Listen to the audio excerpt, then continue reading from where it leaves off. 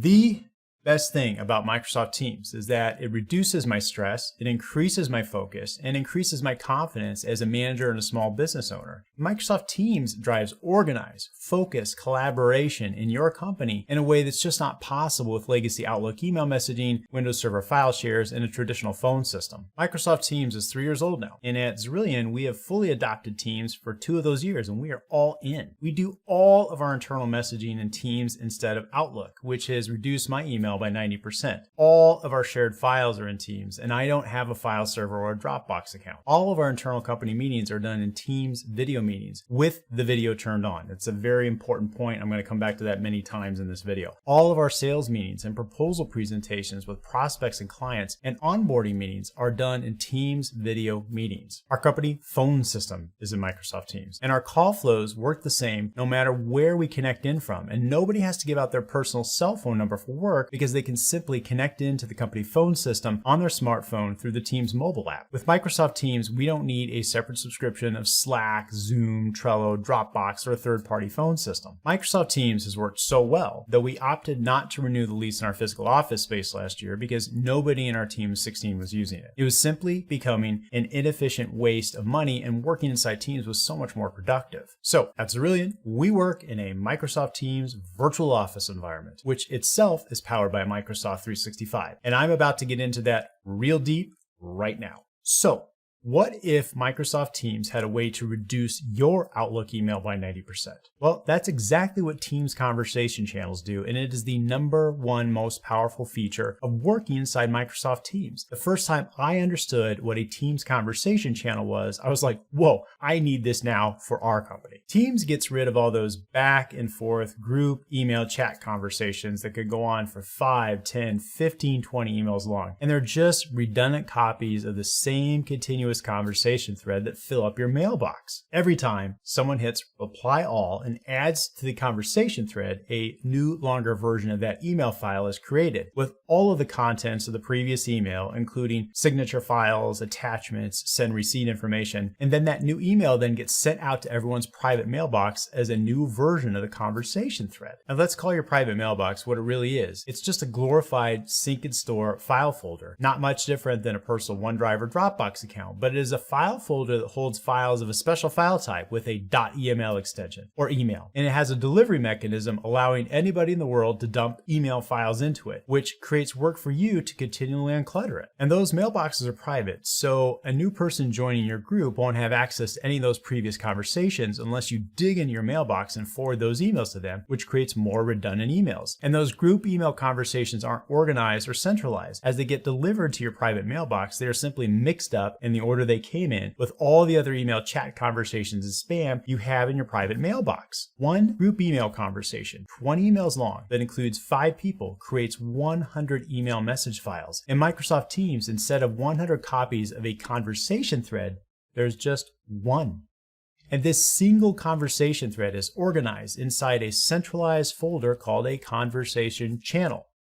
Conversation channels or conversation threads. In Microsoft Teams, when someone wants to share a message to others in the group, they simply navigate to the group's centralized conversation channel and post their message. Then as people reply to the original message, the replies are neatly indented under the original message as they come in. Each new conversation thread is separated from the last one in a continuous scroll in the conversation channel. As new people join the group, they can easily scroll back to past conversations and quickly get up to speed on things. And as I'll show you further on in this video, the ability to quickly get up to speed on things is another very powerful feature of Microsoft Teams. And messages in Teams are cleaner and easier to read as well because they don't have redundant signature files or email delivery receipt information cluttering up the conversation thread. So you can just read through them really fast. Also, these messages are not mixed up with spam or messages from people outside your company. They're all messages from people inside your company, which is a key point I'm going to come back to several times in this video. Now, the #1 problem with email collaboration is that it isn't centralized. Email is Cold War era messaging technology decentralized to withstand a nuclear war. And for most businesses, it's 30-year-old business technology, which was a great step up from the 1980s, but we're still messaging the way we were messaging in the 1990s. And let's look at an example of this 1990s email messaging technology at work here in 2020 with a 4-person marketing team. So we've got got Rob, and he's the manager. And let's see if some of you can relate to this. I know I certainly can. He has 153,000 email message files in his mailbox. He has a total of 24,000 unread message files, receives 170 emails a day, sends out 50 a day. And when he comes back from a week of vacation, he'll have 1,000 emails to look through. He'll spend the first half of his first day back telling everybody how he's catching up on emails. Then you got Dan with 76,000 emails in his mailbox, Todd with 92,000. And you got Mary, she's a little newer to the group, with only 29,000 email files in her mailbox. Now, if Rob wants to send a message to his group, what he has to do is he has to go into his Outlook mailbox, he composes the message, and what he'll do is either he'll send to an email distribution group called marketing, or what he'll do is he'll actually just name the people that he wants to send the message to. And so then he goes ahead and sends the email message. And so one copy is going to be stored in Rob's sent items, another copy is going to be put in the inbox for Dan, Todd, and Mary. And notice this count here. We have total email files created 4, email conversation versions 1. Now, Mary goes and hits reply all and sends the message back to everybody. So now we have total email files created 8, email conversation versions 2. And then Rob responds, hits reply all, and attaches a file to this thing that he wants everybody to review as well. So now we have 12 email files created, 3 versions of the email conversation file, and now we have 1 attached file version. And then Dan goes and hits reply all, he edits the attached file and sends it out to everybody. So now we have 16 email files created, we have 4 versions of the original conversation thread, and we have 2 attached file versions. And after 1 week of batting the email and Word doc back and forth, we have total email files created 60, we have email conversation versions 15, and we have 10 different versions of the attached file to track. And so that's how we wind up with these crazy large mailboxes where somebody will have tens of thousands to hundreds of thousands of emails and tens of thousands of unread messages. And to make matters worse, what if a new person joins the team? Well, here we have a situation. Stacy joins the team. Stacy starts with an empty mailbox, and then she gets added to the marketing group. But because all of these collaborations that have been done previously, all these are individual message files and private mailboxes, nothing centralized, Stacy has no access to all this prior collaboration. So what has to happen is Rob has to go dig through his 150,000 emails, find that group of 15 emails, at least the last version of that 15 with the proper file that he needs to get forwarded over to Stacy so she can actually start working. I remember when I was faced with that from time to time as a manager, it was extremely frustrating. I was thinking, oh man, if this email or the file I'm looking for is weeks old or months old, this is going to take me 5-10 minutes to just go find the file. That is exhausting. So what do we do about this? How do we get away from all of this decentralized, redundant copies of emails and files inside of messy mailboxes and get rid of this situation where everybody has tens to hundreds of thousands of emails inside their mailboxes?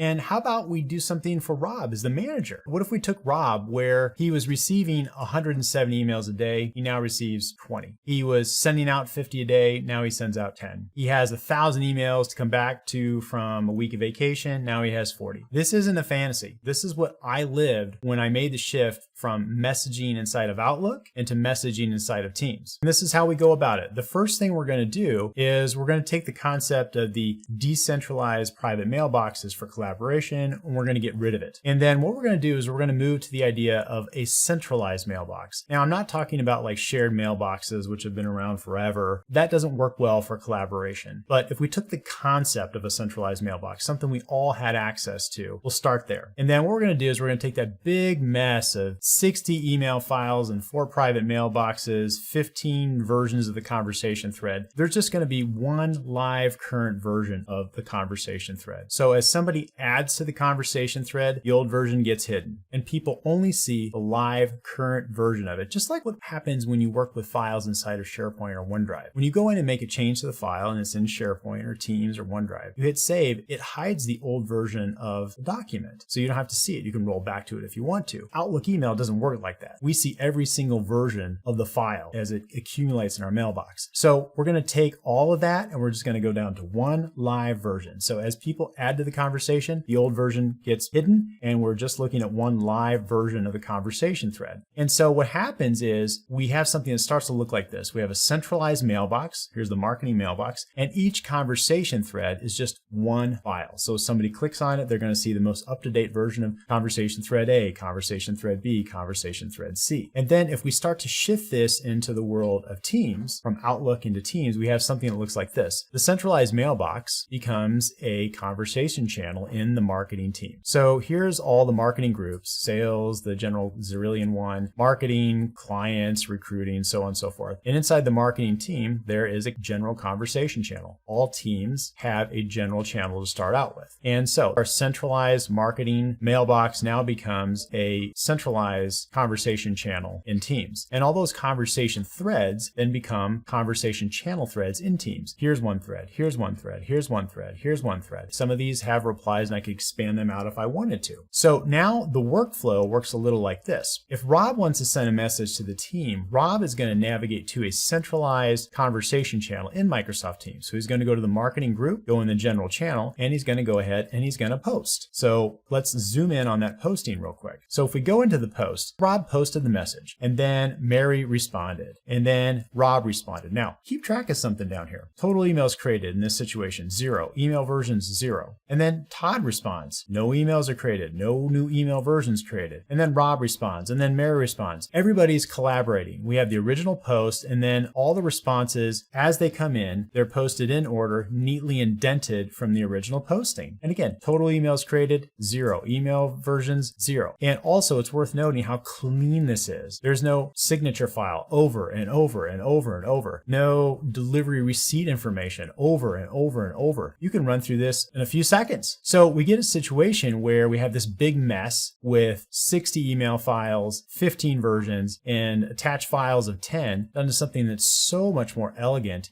and cleaner to look at and cleaner to read and get through. And again, no new emails are created. And how about Stacy? Remember Stacy before? She just joined the team. Well, poor Stacy in this legacy scenario, she doesn't have access to any of this. People in the group have to go find it and then feed it over to her so she can get it in her mailbox because she started with an empty mailbox. Well, over here in Teams, she has access to all of this. She can easily just scroll back if she wants to prior conversations in the group. And I've done this so many times. You can get up to speed so fast by looking on what's been going on inside of a conversation channel. And you can know what's going on, who's doing what, again, within minutes. And now Stacy can get in there, get working, and see what's been going on in the last few weeks and get up to speed really fast. And so here's Zerilion's implementation of Microsoft Teams. You can set up Teams groupings based on projects, clients, products, departments. Here we have our marketing team grouping. Everybody who has access to the marketing team has access to all the channels underneath it. Every team starts with a general conversation channel. And I just love the power of this. We're going to go into all of this stuff here, but I just want to show you, here is all the collaboration that our team did inside of marketing. And for example, here's one that has 11 replies on it. Look at that. Oh my goodness. None of those are emails in my mailbox. My emails are very important to me still, and I'm going to get into that in just a moment. But you can see right here, all of this is nice, clean, no signature files. There's no delivery receipt information. And if there's a bunch of replies on this, I can just leave it like this and scan through, or I can expand those. But again, none of these, here's 9 replies on this particular message. And it's just very clean, crisp, and elegant. Now to add a little contrast to this, let's go and look at what a conversation thread looks like inside of Outlook. So I went and found this one. This one goes back a ways. I really won't get into many of these at all anymore. But this one, if I go here, you'll see it's pretty lengthy. It's 49 emails in this conversation thread. And I have these things sorted in Outlook as conversation threads. So it bunches them up as nicely as it can, but it's still not great. But here's 49 emails, and there's 3 people in this conversation thread. So there's 49 copies in 3 private mailboxes. And this just goes on and on and on and on and on. This is one conversation over about a 2-week period. And if I look at the email itself, you can see there's signature file, delivery receipt information, another signature file. It's the same signature files over and over and over. It makes this thing way longer than it needs to be. So if I'm going in here and I'm trying to search on this and trying to find this email from a few weeks back or a few months back, this becomes incredibly exhausting. And if you're a manager, an owner, and you are trying to do these searches, I remember I used to spend so much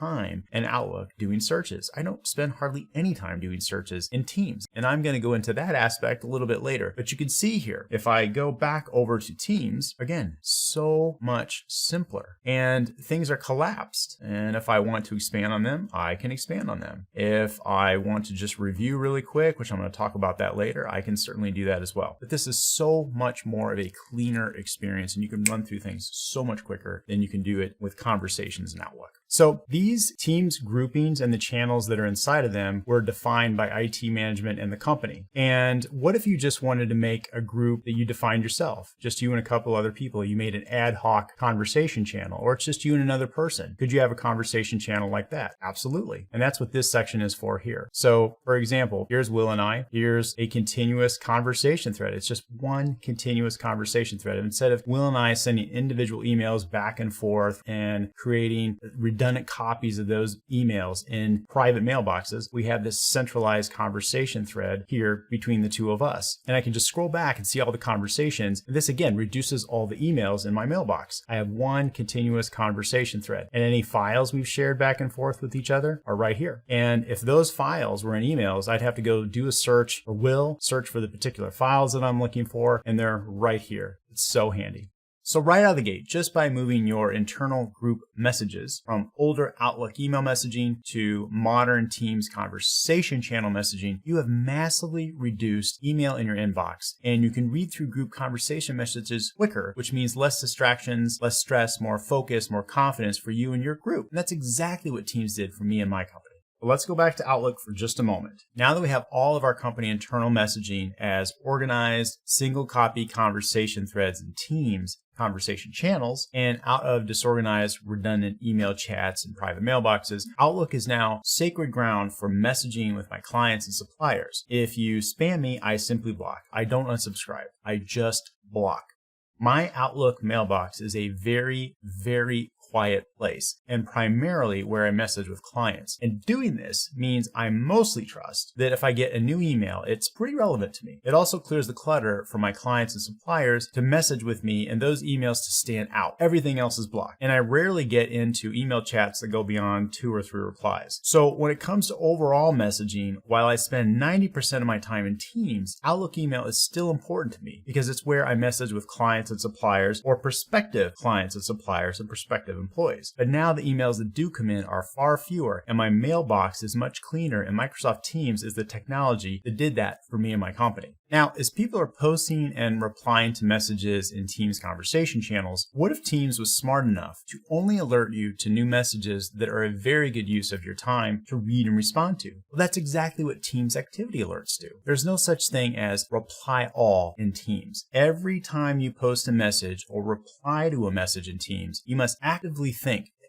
add someone to your message if you want them to be alerted to your message. If you post a new message to a conversation channel and don't tag anyone, and we'll talk about tagging later, nobody will get alerted. If you reply to a message in a conversation channel and don't tag anyone, only the person who started the conversation thread will get alerted. So if you want others to be alerted to your message, you must actively add them to the message. And again, you can't just hit reply all. And then when you receive an activity alert in Teams and click on it, Teams takes you right to the exact channel and point in the conversation thread for you to review and then reply. So let me show you what I mean. So here we are in Teams. Now, Teams activity alerts, they're right here. You can see this right here. It says I've got 3 alerts. And this is very important because people had to actively tag me in the message. They had to actively add me to the message for me to get this notification. And because it's just people internal in the company, then I know it's very relevant to me. And that's a different experience than working in email. So if I go to email, what you're used to seeing is that it'll show you have all these unread messages. And I mean, does anybody actually have a alerts turned on for their email, it'd be ridiculous because you get tons and tons of spam and tons of messages from all different kinds of services out there. So it's really hard to know if it's really relevant. Most of it's not. But you can see in my Outlook mailbox, I have 7,546 unread messages. I don't have any alerting turned on for Outlook. I haven't had that probably since the late 90s. It'd be ridiculous. I'd be getting alerts all the time. But in Teams, it's different. I don't get a lot of them. And I know that if I do get them, they're very relevant. And so when I click through to them, as you're going to see, it's going to take me right to the point in the conversation where I need to respond. And now I can just click on an alert and it highlights what I need to respond to. So I go ahead and read this and then I go ahead and respond. I click on another alert and highlights it and I can go ahead and respond to that. In this particular one, I'm like, oh yes, let's set up that meeting for next week. I go ahead and send this off and I go ahead and click on my next alert. It highlights it. Somebody else has already responded to that conversation. I can go ahead and respond here as well. And then I click on the next alert, which is a thumbs up acknowledgement to something I had posted. But I went through all this really, really fast. And it is so great to get these alerts in, know they're super relevant to you, and you can go through them really, really quick. Again, there's no signature files, there's no send receipt information. It takes you right into that point in the conversation in the channel where you need to look, review, and respond. And you're just bang, bang, bang, moving through stuff so fast. And as I show you in Teams Mobile, it is so great to be out and about with your smartphone and also go into Teams and then look at your activity alerts. You shouldn't have too many of them because Teams keeps things very centralized, organized, focused, and I'll talk about that many times through this video. But when you go in, you pull up your phone, you see you have 3 or 4 activity alerts. You can run through them in a minute, respond to things that need to be responded to, get acknowledgments, and you move on. Compare that to the experience of being inside of Outlook. So here we are back in Outlook, and it's just this big, disorganized, decentralized mess. Everything coming in, different conversations at different times, along with spam and other conversations. You really have no confidence that the stuff in here is relevant to you and a good use of your time to look through among,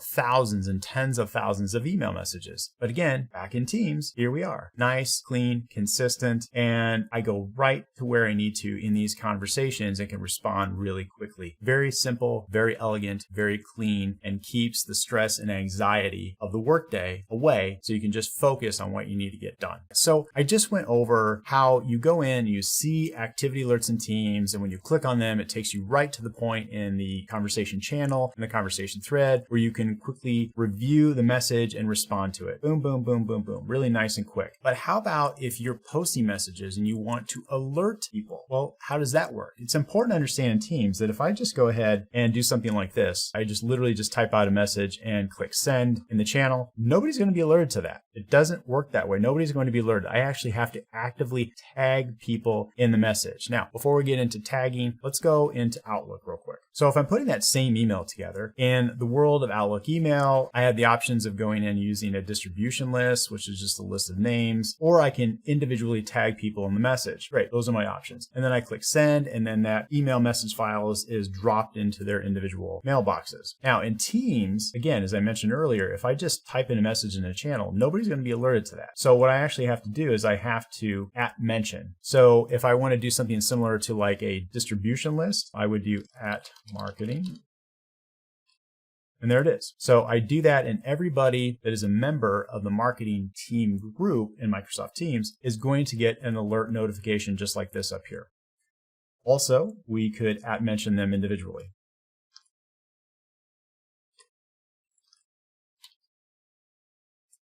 And the same thing will happen. So that's actually how you would get alerts sent over to people so they actually are alerted to your messages. And it's important to understand too, again, we don't have reply all. So if I go to a previous message and I just go ahead and type in something like this, since I didn't tag anybody, the only person that's going to get notified, that's going to get an activity alert up here, is the original poster. That's it. If I want other people to be alerted, I have to actively tag them. So here I would do something like, if I want the whole marketing team to be alerted to my reply to somebody's posting, I would do that. Or if it's an individual, I want them to be alerted to be sure, then I would go ahead and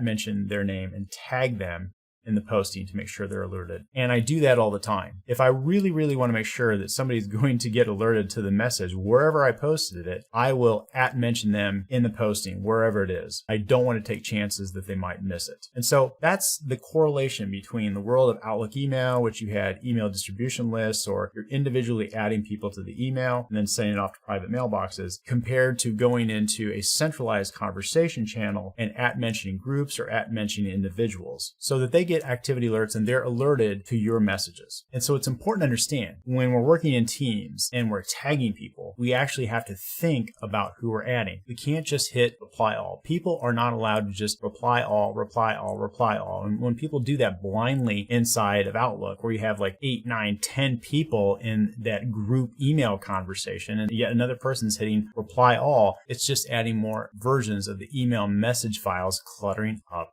your mailbox. And in Microsoft Teams, we don't have that. In Teams, we have to actively think, who do we want to add onto this message? Who do we want to be notified? Because I'm starting the message from scratch. And if I don't add anybody in the message, nobody's going to be alerted. If I'm replying to a post and I don't add anybody, if I don't tag anybody in my reply, only the original poster is going to be notified. So you actually have to think, and that just cuts down on the amount of messages that you have to think through and deal with and sort through, which is a beautiful thing about Microsoft Teams. And it's critically important to understand that there's no such thing as spam messages in Teams. Teams messages only come from people inside your company. I get maybe 10 to 15 activity alerts per day in Teams. And when I do get them, I can trust they are highly relevant to me and a good use of my time to review and respond to. And when I click on the alerts, Teams takes me exactly to the message I need to read. And right below that, I can respond. So between greatly reduced Outlook emails and single copy conversation threads inside centralized named conversation channels in Teams and highly relevant activity alerts in Teams, your company is now becoming more focused, productive, confident, collaborative, and relaxed. Now, how about all those times you create additional email copies of a conversation thread simply because you need to acknowledge something, just to say, got it, understood, okay, ha ha ha. What if Teams could also make it very easy just to acknowledge things without having to generate another message and take the time to write up that message? And as a manager and the president of my company, I have to be careful how I respond to my messages because they carry more weight and people could take things the wrong way. That also creates stress on me because I have to spend extra time working on my responses when I really just want to move on to the next task. This is what the thumbs up icon fixes in Microsoft Teams. When someone posts something and I just need to acknowledge it, I click the thumbs up and then they get an alert showing that I gave it a thumbs up.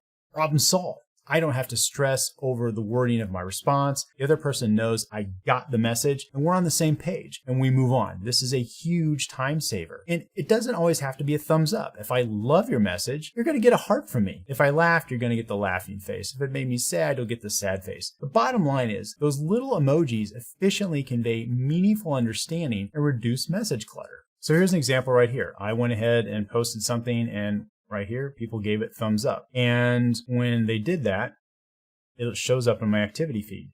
So if somebody gives something a thumbs up, right there, shows up a little thumbs up icon. So I posted something, they gave a thumbs up, I know we're on the same page. And I can go scroll down further and there's another example of one. And here's another one, here's another one, here's another one. And again, it doesn't have to be a thumbs up. You know, if you really love it, click on the heart. Here's the laughy face, here's the surprise face, sad face, mad face. But the point is you can convey meaningful understanding without having to type up another message and people are alerted that they're on the same page. And it really helps cut down on messages and move things along so much quicker. So now that we're doing all this cleaner, well-organized, and efficient internal messaging in Teams, how about our files? We all have to collaborate on files all the time. Sales and marketing are working on proposals in Word or presentations in PowerPoint. Finance and operations are always working on spreadsheets together. In the legacy world of Outlook email messaging and map drives to a Windows file server, you're stuck with attaching different versions of your files to emails and sending those back and forth, cluttering up your inbox, or cluttering up the Outlook mailbox, referencing a link to a file on a shared folder in a Windows file server that requires a VPN access remotely. So in our Teams conversation channels where we are efficiently messaging each other, we need a way to efficiently collaborate together on Office documents like Word, Excel, PowerPoint, and PDF files. And Teams does that in a very elegant way. And if we can get rid of a file server, VPN, backup disaster recovery system in the process, well, I think that'd be a huge bonus. Well, in fact, Teams does all of that. Teams will replace your file server. Teams doesn't need a VPN. Teams doesn't need a backup disaster recovery system, and is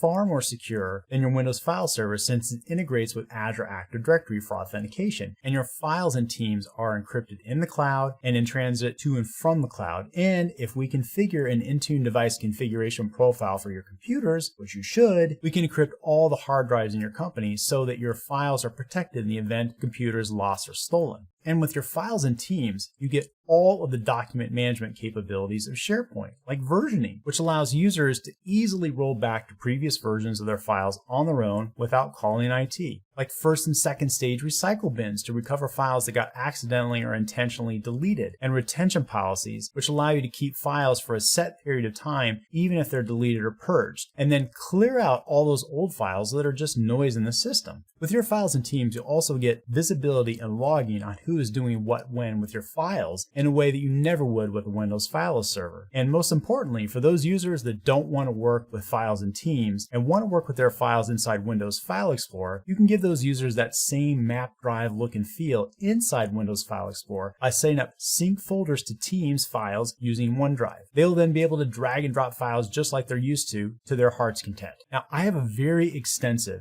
demo-heavy video about moving files to Microsoft Teams and Microsoft 365, and I will link to that description if you want to get into the nitty-gritty. But for here in this demo, I'm going to cover some of the basics. Now, the first thing I want to show you is that once your files have moved into Microsoft Teams, you can choose to access these files through Teams or Windows File Explorer. You can give users that map drive look and feel that they're used to, so they can drag and drop and all that sort of stuff. So let me show you that right now. So here I am. I'm back in the marketing group. I'm in the general channel. Now, earlier I was showing you how Teams channel conversations work, and they are right under the Posts tab. Right next to that is the Files tab. And here's our files and folders in the marketing group. So I can scroll through, I could launch them from here, I could edit them, all that sort of stuff. But the really important thing that I think most people want to know is, if I move them there, do I have to work with them in Teams? Can I just work with them in Windows File Explorer? Absolutely. And here they are. Here's the marketing group, general channel, and these right here are those exact same files that I was looking at inside of Teams. So it's important to understand you can give users that map drive look and feel. So here's something that looks like the server. Here's the finance folder, HR, legal, marketing, sales. These are the folders that I work in. But you can give them that map drive look and feel, and they can drag and drop between the shared folders, or maybe they want to go into their OneDrive. But the point is they can work here or they can work in Teams, which I work with files in Teams all the time directly, and I'm going to show a little bit more about that in a second. But this allows you to bring those two different types of users into your Microsoft Teams environment, and both of them be comfortable, and they can both work with these files however they want. It's also important to understand that once we have these files synchronized using OneDrive Files on Demand, and that's the technology that makes this work, the synchronizing work so you have it local. Now you have this capability where these files are available offline to you as well. And OneDrive Files on Demand is smart because it manages which files and folders are synced and which files are not. So right here, as I've demoed this in other videos, it's a really cool technology. So you can see the sync status of file here. So let's take this one. This file has a green check mark next to it. This means that OneDrive has determined that I use this file a lot, so it's going to go ahead and keep that synchronized for me. But if it gets to a point where it says, you know what, Wayne doesn't use this file so much, it's going to go ahead and put a little cloud icon next to that, and this becomes a cloud file. So it's only going to synchronize the name of the file. The actual contents are not going to be here on my computer unless I double click on it or I choose to make it available offline. That's a really handy feature. And also, none of this requires a VPN. It's all secure. The files are secured in the Microsoft Cloud. They're secured in transit to and from the Microsoft Cloud. And because using Microsoft Intune and enforcement through Azure Active Directory, all of our computers have a Intune device configuration profile that manages the computers so their hard drives are encrypted. So my data is encrypted from the device all the way to the cloud. And it doesn't require a VPN because all of these connections are made through HTTPS. So it's just one less hassle that I have to deal with. And also I'm going to say, when you have map drives on a Windows file server and that legacy approach, once somebody has access, they have permanent access into that folder. You have no idea what's going on with those files. At least when we're working in inside of a Microsoft 365 environment, we have the ability to know who is doing what when with what files. You don't have any of that visibility with a Windows file server. Now, there's definitely advantages to working directly with your files inside of Microsoft Teams, and I do that all the time. So let me show you that. So I'm back in what is essentially the marketing folder, the marketing shared folder in Teams. I go to the marketing group, go to the general channel, and right here I'm in the files tab. So here's all the files, and I can just go ahead and click on one. And right away, I could go in and make changes if I wanted to this file. I don't need to hit save or anything like that. It just saves and updates as I go. Multiple people can be in this file making changes at the same time. But if you want to make more substantial changes, then you may want to go into the full desktop app. And I do that all the time. So I'm going to go ahead and open in desktop app. I click on that. And now here is that same file in the full version of Microsoft Excel. And what's beautiful about this is no VPN needed.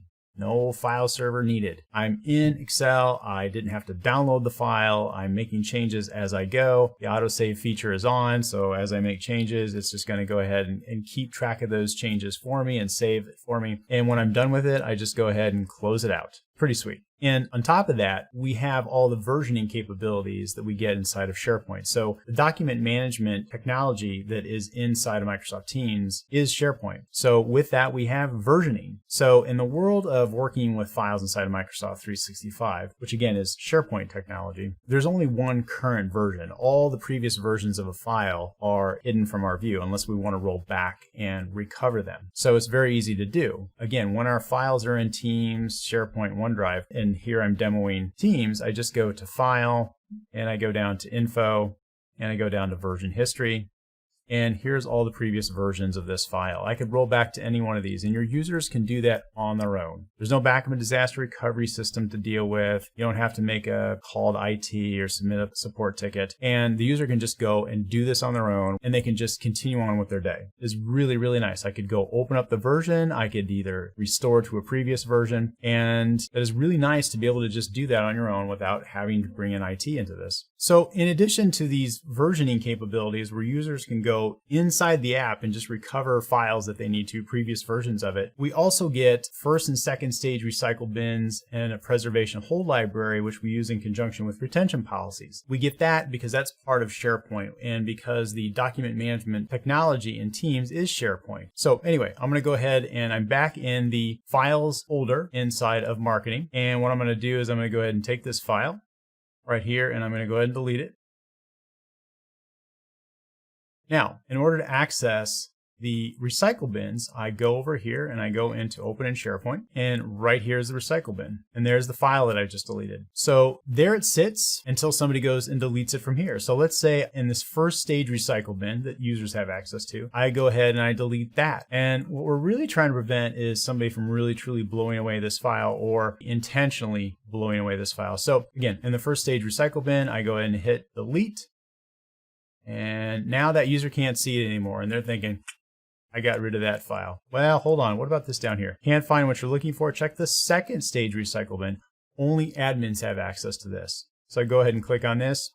And now there's that file. And if we take it further and we properly protect our files with retention policies, then we can go ahead and even if somebody goes and deletes the file from the second stage recycle bin, we have a preservation hold library through our retention policies. So I go here into Site Contents, Preservation Hold Library, and this is where files sit that were deleted out of the first and second stage recycle bins, but the retention policies have not yet expired. So for Azrillion, we hold files for 7 years, and at the end of 7 years, then they're deleted. But this is where it'll stay, but it won't be visible to the users in the recycle bin, and it won't be in the second stage recycle bin, but it will be in the preservation hold library until the retention policy is lifted. That is incredible protection for your files, and is so much more sophisticated than what you have with traditional backup systems or even disaster recovery systems. So now I want to show you how we blend together inside of Teams conversation channels, conversation threads, and files. And here's an example of one. Here is a proposal calculator template that myself and Will from our team were collaborating on. And this collaboration went on for 29 replies. And that is 29 emails that are not in my mailbox. So as we would in any conversation channel, I could go ahead and expand on that. And you could see all the replies that went on in the conversation thread. But what's interesting is, as we were making changes to this proposal template, Teams was taking the old version as we were making changes and then hiding it. So there was only one version that we were working with, the current version. Will would make changes, I would make changes. So we didn't have to have version 1, version 2, version 3, version 4. That's part of the power. The other thing is that the replies in this conversation are attached to this file. So as you would expect to see in a conversation thread in a channel, here's all the replies. But if I click on the file, and then I go up here to this conversation button, here is the conversation thread. So what's fascinating about this is that the conversation stays attached to this file, and we're only looking at the latest version of the file, and all the other previous versions are hidden away. So if Will goes and makes a change and says, hey, Wayne, I made a change, take a look at this, see what you think, I will get an alert up here in the activity alert. I will click on the alert, and it's going to take me right to that point in the conversation and right to that file. So I can go ahead and take a look at it, and then I can go ahead and make my own comment. And that moves things along so much quicker than think about how we used to do this in email, which is we would create an email. I would send a message to Will. I would attach the file. He would take a look at it, open it up, make a change, reattach it to the email again, and hit reply, and then send it off. And we would go back and forth, and we'd have all these different versions. And again, all those emails were mixed together with all the other emails that were coming in my mailbox in whatever order. Here, it's nice, clean, simple, elegant. If I make a change and I post it, then Will's going to get an alert. It's going to take him right to that file, right to that point in that conversation. He can take a look. He'll see exactly what I posted, and then he can respond to it. When he responds, I get an alert, and we can go back and forth on this. So again, in this situation, there were 29 replies. None of that was in our mailbox. All of that was in a centralized Teams conversation channel, and this went really, really fast. And every time we saw an alert, we could click on it, and we knew exactly where to go, exactly what to read and respond to, and we can move this along really quickly. That's a game changer for productivity, and that's how we blend Teams conversation channel threads and files together, and is why it is so important to ultimately get your files up in Teams. Whether you use those files in Teams or not, you can still access them through Windows File Explorer, but if you get your internal messaging into Teams conversation channels and you get your shared files up in the Teams conversation channels, you can really blend them together to work really well and drive that productivity for your company. So setting permissions inside of Teams is really easy. If I go over into the marketing group here and I click on Manage Team, there we go. We have owners and members and guests, and that's it. If that concerns you, if you need a lot more granular control over your access permissions, then you need to work with SharePoint document libraries. For 99.9% of people out there and companies, this is going to work just fine. Either I have access or I don't. And then you can really just give somebody who's non-technical permissions to be able to add or remove people. So if you're the manager of a department like marketing here, why not just give them permissions to be able to add or remove people? And it's their responsibility then. You don't need to make a call to IT. IT doesn't need to worry about this, doesn't have one more thing they need to do here. They can work on other things. And you can see if I drop this down, it's just owner and member. Now, one of the things you can do now that you used to not be able to do is you can add private channels into a team. So it used to be that when somebody had access to a team group like this, they had access to all the channels that are underneath it. Well, now what you can do is you can add a private channel inside the team.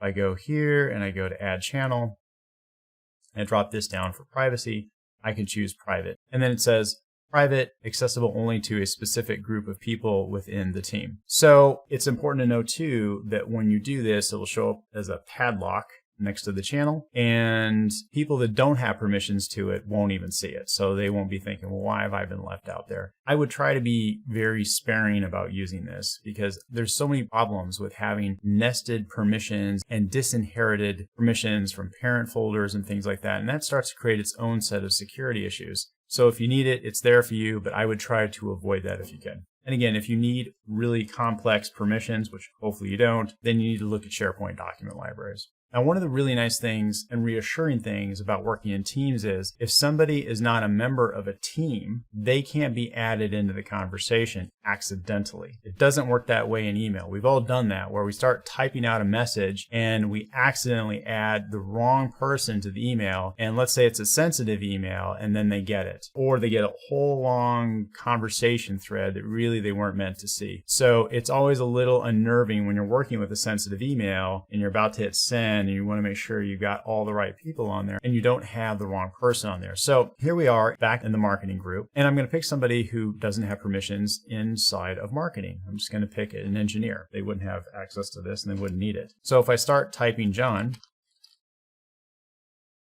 he doesn't have access. My options are I can actually tag the marketing group so everybody gets notified. I can tag individuals in there.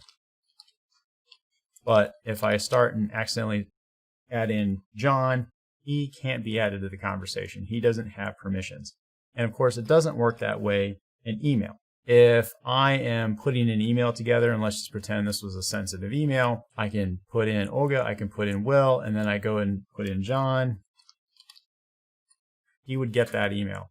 But back in Teams, if I try to add him, I can't do it. That is really, really reassuring. And a great example of that is a scenario where you have a sensitive email from a client, for example, and you receive that in Outlook, and then you take that and you move that over into Teams, work it out there without any worry of the wrong person being added in, and then you go back into Outlook and then you go ahead and respond. So you do your messaging with your client in Outlook email, and you do all of your collaboration and working out the issue inside of Teams. So let me show you how that works. So here we have an email, and what we're going to do is we're going to take this message and just pretend that it is a sensitive email from a customer. So what we're going to do is I'm going to take this email and I'm going to move this over into Teams. We're going to work it out there. And then when we've worked that out as a group, we're going to go ahead and then respond to this message here back in this email. So if I go over to Teams, and what I'm going to do is each channel has an email address. So here at Cerulean, the way we have things organized is that everybody at Cerulean has access to all the information about all the clients. And that's not necessarily how you would do it or some other companies would do it. And there's another thing. Inside of a team, you can only have up to 200 channels. So we're right around 170 customers we work with. So when we get to that 200 number, we're probably going to have to change things around. Probably we're going to have a different team for every customer, which is fine. And if you're somebody that has hundreds or thousands of customers, you're probably going to have a separate team for each one of your customers. So anyway, they all have an email address. So I'm just going to go ahead. I'm just using the marketing team as an example here. But let's say I want to take an email and want to bring it in to the marketing channel. So I'm going to go ahead and I'm going to go get the email address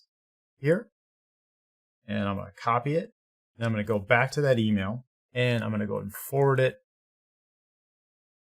paste it, hit send, and then that is going to bring that email into the channel. And here's an example of one right here. We are working out the Microsoft Partner of the Year award nomination. So we have to submit something. We want to show some of the projects we've been working on, and hopefully one day we'll get an award from Microsoft at the partner conference. But anyway, I took the email that came to us and then I brought this into the marketing channel by doing exactly what I just showed you. And from here, then we collaborated on it as a group. And again, I was showing you an example of a sensitive email because everything in Teams is internal, at least the way I recommend having it configured. And so when you are done working out whatever issue needs to be worked out internally, then you go ahead and go back to that email and then you respond.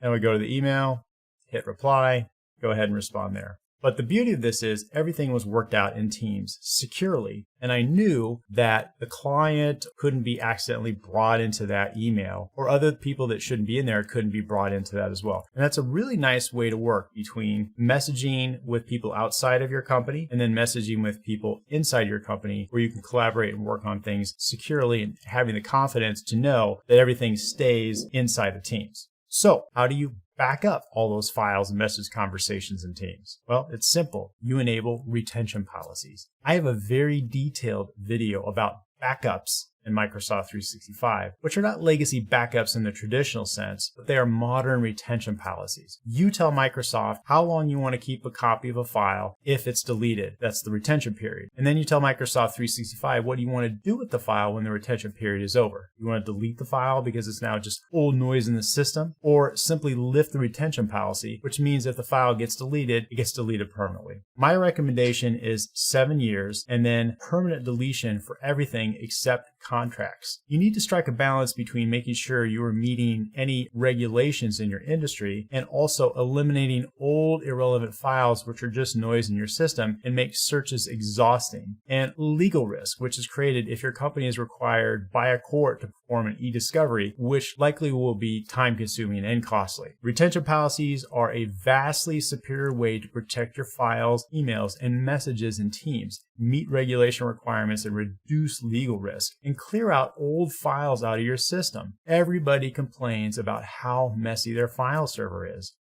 and there is no backup and disaster recovery system to set up, maintain, pay for, or refresh. So here I am in protection.office.com. I'm in the retention policy section, and I just want to show you real quick, when it comes to Teams data, how we're going to protect that from deletion. And so we do that with retention policies. So there's two things we do.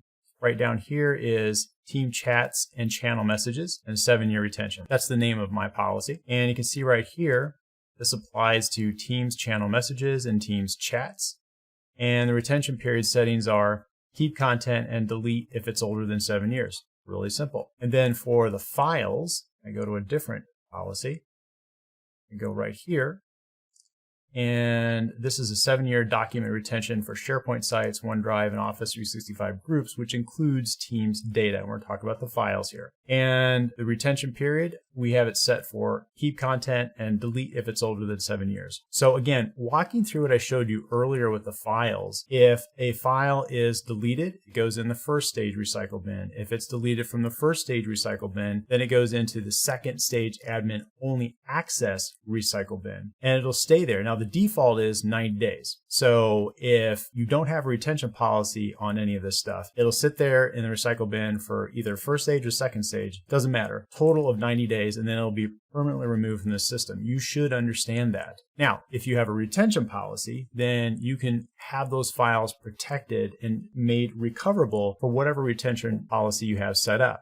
So as I told you before, I have a retention policy set up for 7 years for everything except for contracts. And at the end of 7 years, then the data is just deleted because I want that noise removed from the system. Also, it's just good IT work that once we meet any regulatory requirements that we have, that data is removed from the system to reduce a company's legal risk. And legal risk doesn't mean you don't have to necessarily be sued by somebody or be suing somebody. You could be caught in an e-discovery where two people are suing each other, and then you are required to go get a bunch of emails and files from your system to supply to them. And if you have a retention policy set up that, again, meets regulation requirements that you might have, you can go back to somebody who's asking for an e-discovery and you can say, look, our policy is to hold the data for 3 years and then it's removed. So we will give you the data up to 3 years, but after that, we're not going to spend another 20, 30, 50 hours of people's time in our company to get this data for you because we don't keep that data. So anyway, that's just good IT work, and it's something that is best practices. And so you manage that with retention policies inside of Microsoft 365.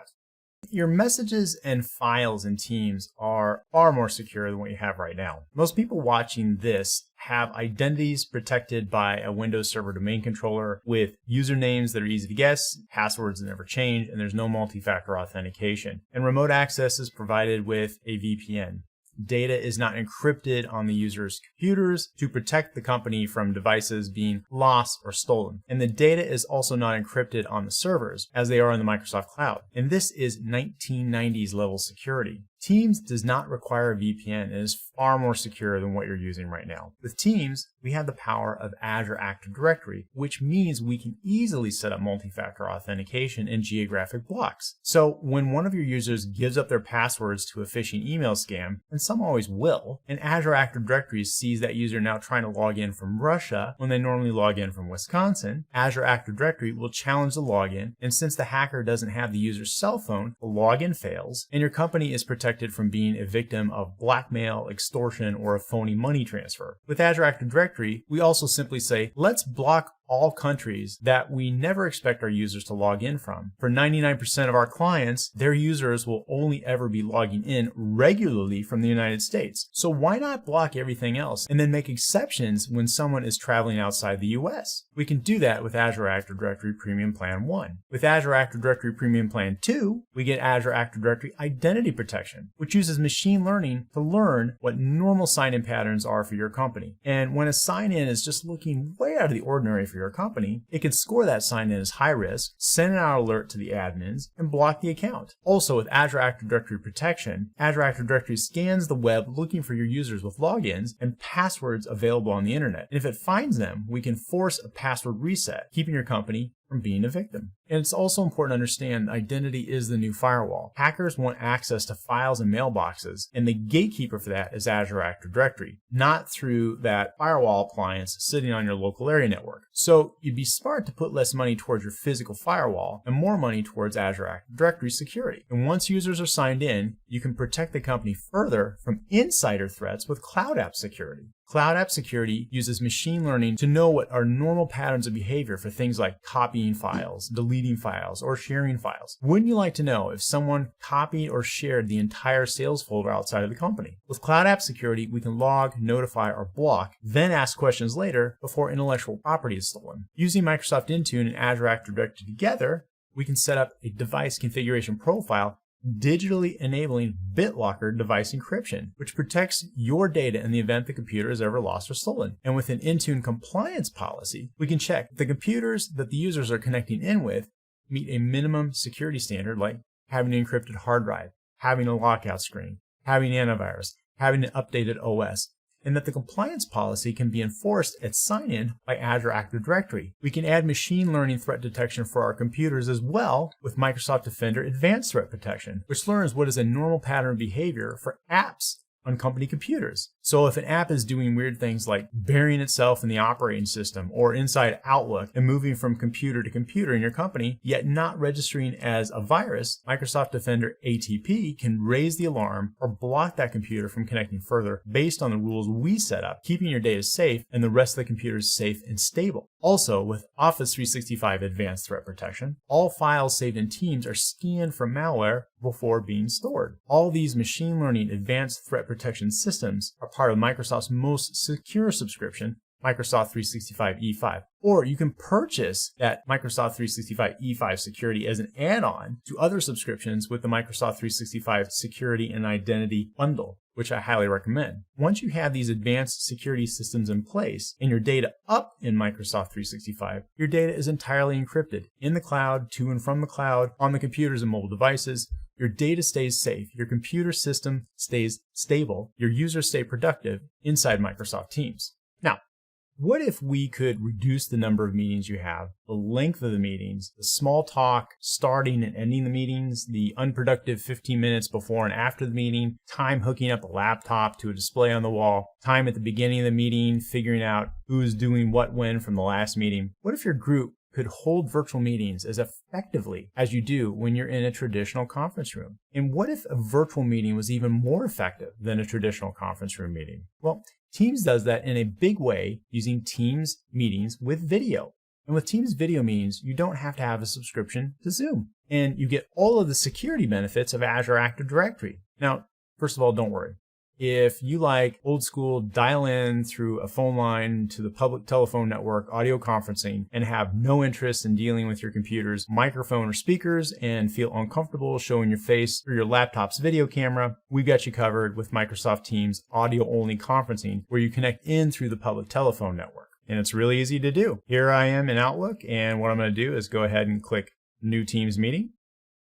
And you'll see right down here, it gives people the option of connecting into the meeting through this public telephone number here, and here's the conference ID. Now, if you're more like, wait, do I really need to dial in to a phone line to join a Teams meeting because it just seems so ancient, but I don't want to turn on my video camera? Sure, in Teams, this is just a click of a button. No phone number dialing necessary, and you can do an audio-only meeting. So go ahead, just join the meeting, turn your video off, got your microphone on, Set your device. If you need to change that, you can go right up in here in settings and then go to devices, set your audio device and then your speaker and your microphone, and you're good to go. But really, if you just stick with audio-only Teams meetings, you really aren't modernizing your business. I strongly feel you miss way too much by not seeing people's faces in a virtual meeting. When you don't see people's faces in a meeting, you'll always complain about how conference calls suck and in-person meetings are so much better. And that's because your company hasn't created a culture of turning on their webcams in meetings so you can see each other's faces like you do in a traditional conference room meeting. At Cerulean, we do all of our meetings as Teams video meetings. And even though we operate inside a Microsoft Teams virtual office environment, we see each other every day, multiple times a day, and we maintain a strong company culture doing it. And I'm going to talk more about that later on in this video. Every morning at our 9 a.m. daily huddle meeting, everyone joins a Teams meeting with their video turned on their laptop or their smartphone, and it works tremendously well. And look, face-to-face meetings are always going to be best. But if I have to sit in a car or a train and have to commute for 1 to 2 hours to do that meeting, or I have to get on a plane for a face-to-face meeting, a video meeting gives me 99% of what I need. Your voice and your face. I don't get much more value out of seeing your torso, your legs, or your feet as I could in an in-person meeting. And I have gained back a lot of travel time that I can use for something more interesting than commuting, such as exercising, getting more time with my family, or getting more sleep. In Teams video meetings, I am in and out of a meeting in a flash. If people are late, I can still work at my computer. There's no screwing around hooking up a computer to a conference room display because with the click of a button, a person can share their desktop and everyone in the Teams meeting can see it. There's no small talk before and after the meeting about weather, weekends, sports, vacation plans.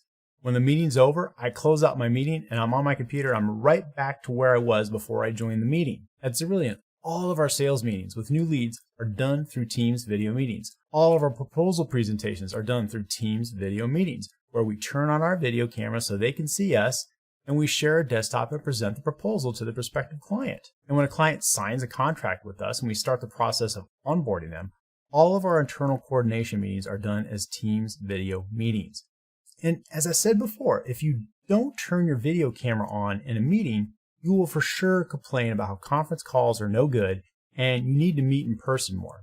If you do turn on your video, you won't feel that way. If you do turn on your video, your meetings are quicker and more efficient. And so joining a Teams meeting with the video turned on, very simple to do. I'm just going to go ahead and click on the meeting, click join. And you know I've got this ugly green screen behind me. So what I'm going to go ahead and do is I'm going to go ahead and change my background. I'm going to put a nice office display behind me, and then I'm going to go ahead and join. So if you have a home office that's messy, or you're uptight about having people see your home office or the background behind you, go ahead and just change it. There's a whole bunch of nice different scenes you can change this to. There's a nice big list here. So there you have it, turning on the video, very easy, and I highly recommend you turn on that video. And with this background capability that's in Microsoft Teams, there's really no reason you couldn't just turn this on. Now, how about the people who couldn't attend the meeting you just had? How does that work in your fancy conference room? Most likely, you're just going to give them a verbal update or a quick email with some meeting notes. We could do so much better than that in Teams. In Teams, we can easily record meetings. We hit the record button, and the meeting is saved in a Teams conversation channel where people that couldn't make the meeting can watch it. Or again, if it's a new person that joins the group, they can scroll back in the channel in Teams and watch the meetings. And even better than that, when Teams saves the video, it will transcribe the audio to text so that the text is searchable. Then if you're like, wait, what did so-and-so say at the last meeting about that client's special security requirement? You just do a search on the meeting transcription and it will take you right to that point in time where that part of the conversation took place. That is huge. And here's an example of what I'm talking about. So here I am in Microsoft Teams and I'm in a meeting. We did a company meeting and we recorded it. So I go ahead and click on it.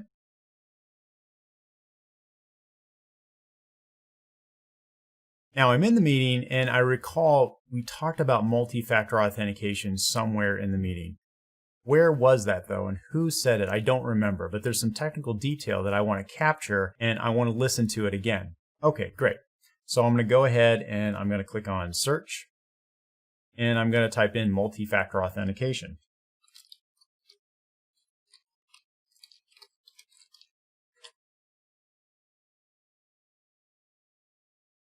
And now the system found in the transcript of the video 4 different places. And I'm thinking, oh yeah, that's right. This was a little later on in the video. So I'm going to go ahead and click here. Tip for the day will be if we can utilize the MFA, multi-factor authentication. Wow, that is huge. So I went in the meeting and I just typed in a search term for multi-factor authentication. It found the results from the transcript that it generated itself. I didn't have to do any of that. It did that automatically. And it took me right to that point in time. And then I could just re-listen to that piece over again to make sure we're all on the same page. This is really huge for providing a better product, a better service to your customers in your company. Especially, for example, like when the sales team does all of this conversation with customers, and it's just the sales team and the customer, and eventually that has to be brought over to the operations team. And the operations has to take this and actually implement the system. We can all be on the same page. And if there's few technical details here and there that we weren't sure about, we can just go in and see this really quickly by doing a couple quick searches inside of Microsoft Teams. Now, if you develop a culture of Teams video meetings, your company's meetings are the same in the office as they are out of the office. And if you're having Teams video meetings, even when you are at your physical office, then when you do work from home, there's no difference in your meetings and overall collaboration. In fact, the overall collaboration is much better in Microsoft Teams. And when you are in a Teams meeting, Teams will update your status showing people you are in a meeting or presenting in a meeting, which is really helpful. This is called presence, and I'm going to talk more about this later. But the main point is this. If you can see someone's status showing that they're in a meeting, maybe you can do a quick Teams chat with them. Or if you see their status that they're presenting in a meeting, you probably don't want to bother them. Now, Teams video meetings are awesome.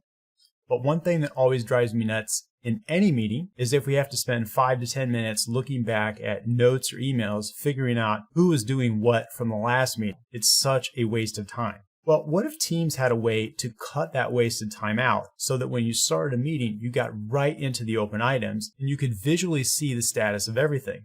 Well, Teams does exactly that with its integration with Microsoft Planner, which is Microsoft's project management tool based on a Kanban board, and it comes with all versions of Office 365.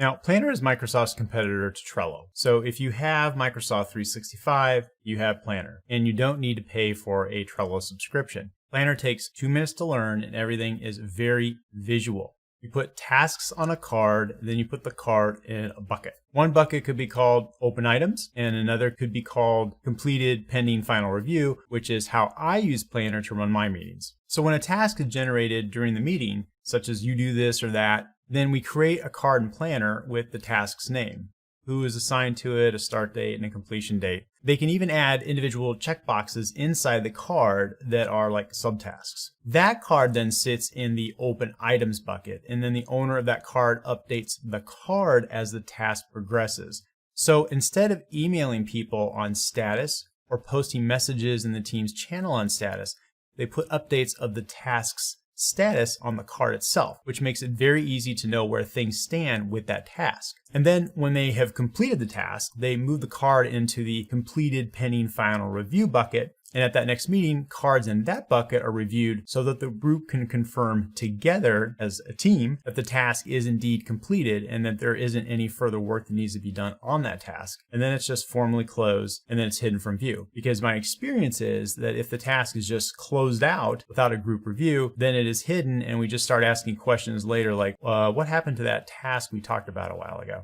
And then when you've got all that set up, here's where the real magic happens. When meetings start, we simply click on the Planner tab in the Teams channel and look at the open items and start going through them. When we click on the card, we can quickly see the updates or talk about status, and we can update the card right there and move on to the next open card. That makes very quick starts to meetings and creates confidence in the review of closed tasks by the team that the task is actually indeed done. And some of you have processes that you follow that have stages, steps, or phases. It isn't just an open or close like I just showed you. Well, that's where Planner really becomes very powerful for your group. So let's say your project to onboard a new customer has 5 stages. Okay, great. Make 5 separate buckets from stage 1 to stage 5. Then make a card for your new customer, and then move that card through each bucket, which is the same as moving them through each stage of your process. All updates go on the card. Any special tasks for that new customer go onto the card. Basically, everything is done on the card. It's very visual, very simple, and it cuts down on email messages, and it cuts down on Teams channel messages, and it really drives confidence in the team. So let me just show you real quick what I mean. So here we are, we're back in the marketing team, we're on the general channel. Now, earlier I had shown you how all the conversation threads were under posts and all of our files were under files over here. Now, if we go over here, we have a planner tab. And all I had to do is just add that in. I click on the little plus sign, add in planner, and then voila, I've got a planner tab up here. But now I'm using Microsoft Planner, and it's real simple. I have two buckets. One's called To Do, and then I have one that's called Completed Pending Final Review. And what's really neat here is if I go down and look at some of these, for example, this, here's the task. And inside the task, we have subtasks and a checklist. And then all of the updates and comments on the task are put inside the card itself. I don't email them. I don't go into conversation channel and post stuff there. I put comments, and the person I'm collaborating with puts comments about the task inside the card. So when you sit down and you have the meeting, you just pull up the card and then you just go and we just talk. And either we enter in notes right there, or the person is updating their card before the meeting, and we can just move through things really, really quick. And then what happens is we can take this and we can take it from the to-do bucket and move it into the completed pending final review bucket. And now it's over here. And then as a group, we sit down at our next meeting, and then we just review the items that people have completed, and we all agree it's completed. And then from there, we can just go ahead and change to a completed status. This is a beautiful way to get right into meetings and just start going right through things, not wondering who's doing what. It is all centralized. We don't have to go through emails, and we don't have to sit there and people look through notepads and stuff like that. We just go right into this and just start going through things. And this works beautifully to bring it up in Teams, whether you're working remote, you're on site, working from home, it doesn't matter. When you're in a Teams virtual office environment, this is a really nice way to get meetings fired up quick, get through things, and then move on to the next thing. And if you have bigger processes, you can have multiple buckets. So if you had a process that had 5 phases, 5 stages, or 5 steps, you just would make 5 different buckets, bucket 1, bucket 2, bucket 3, because you can add more buckets right here. And then you would make a card for whatever you're moving through that process. And as things change for that card, you update the card, and it all stays centralized. Microsoft Planner inside of Microsoft Teams takes 2 minutes to explain to people. People get it right away, and it's very visual and very easy to understand. And I think it's a beautiful way to run meetings inside of Microsoft Teams.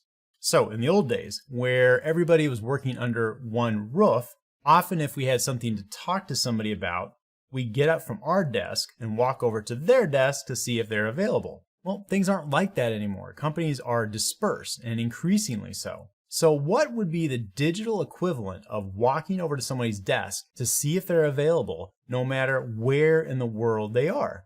In Microsoft Teams, that's called presence. And presence creates the feeling like your coworkers are right there next to you, but digitally, and no matter where in the world they are physically. And it's far more than just simple chat messaging. I'm talking about knowing people's status, and more than just are they available or busy. I'm talking about knowing if they're available, busy, on a phone call, in a meeting, away from the desk, out of the office, presenting in a meeting. And for you Big Brother conspiracy theorist types out there, this isn't about management or ownership spying on their team. This is, again, the digital equivalent of taking time to get up from my desk, walk over to somebody else's desk and see if they're available or not. Or walking over to a conference room to see if they have a moment to discuss a time-sensitive issue while I'm flagging them down in front of everybody. Or wasting time emailing somebody in an email only to get an auto reply stating that they're out of the office for the rest of the week. So if I have some important item I need to discuss with someone, it's a waste of my work time to get up, walk over, only to find that they're not available,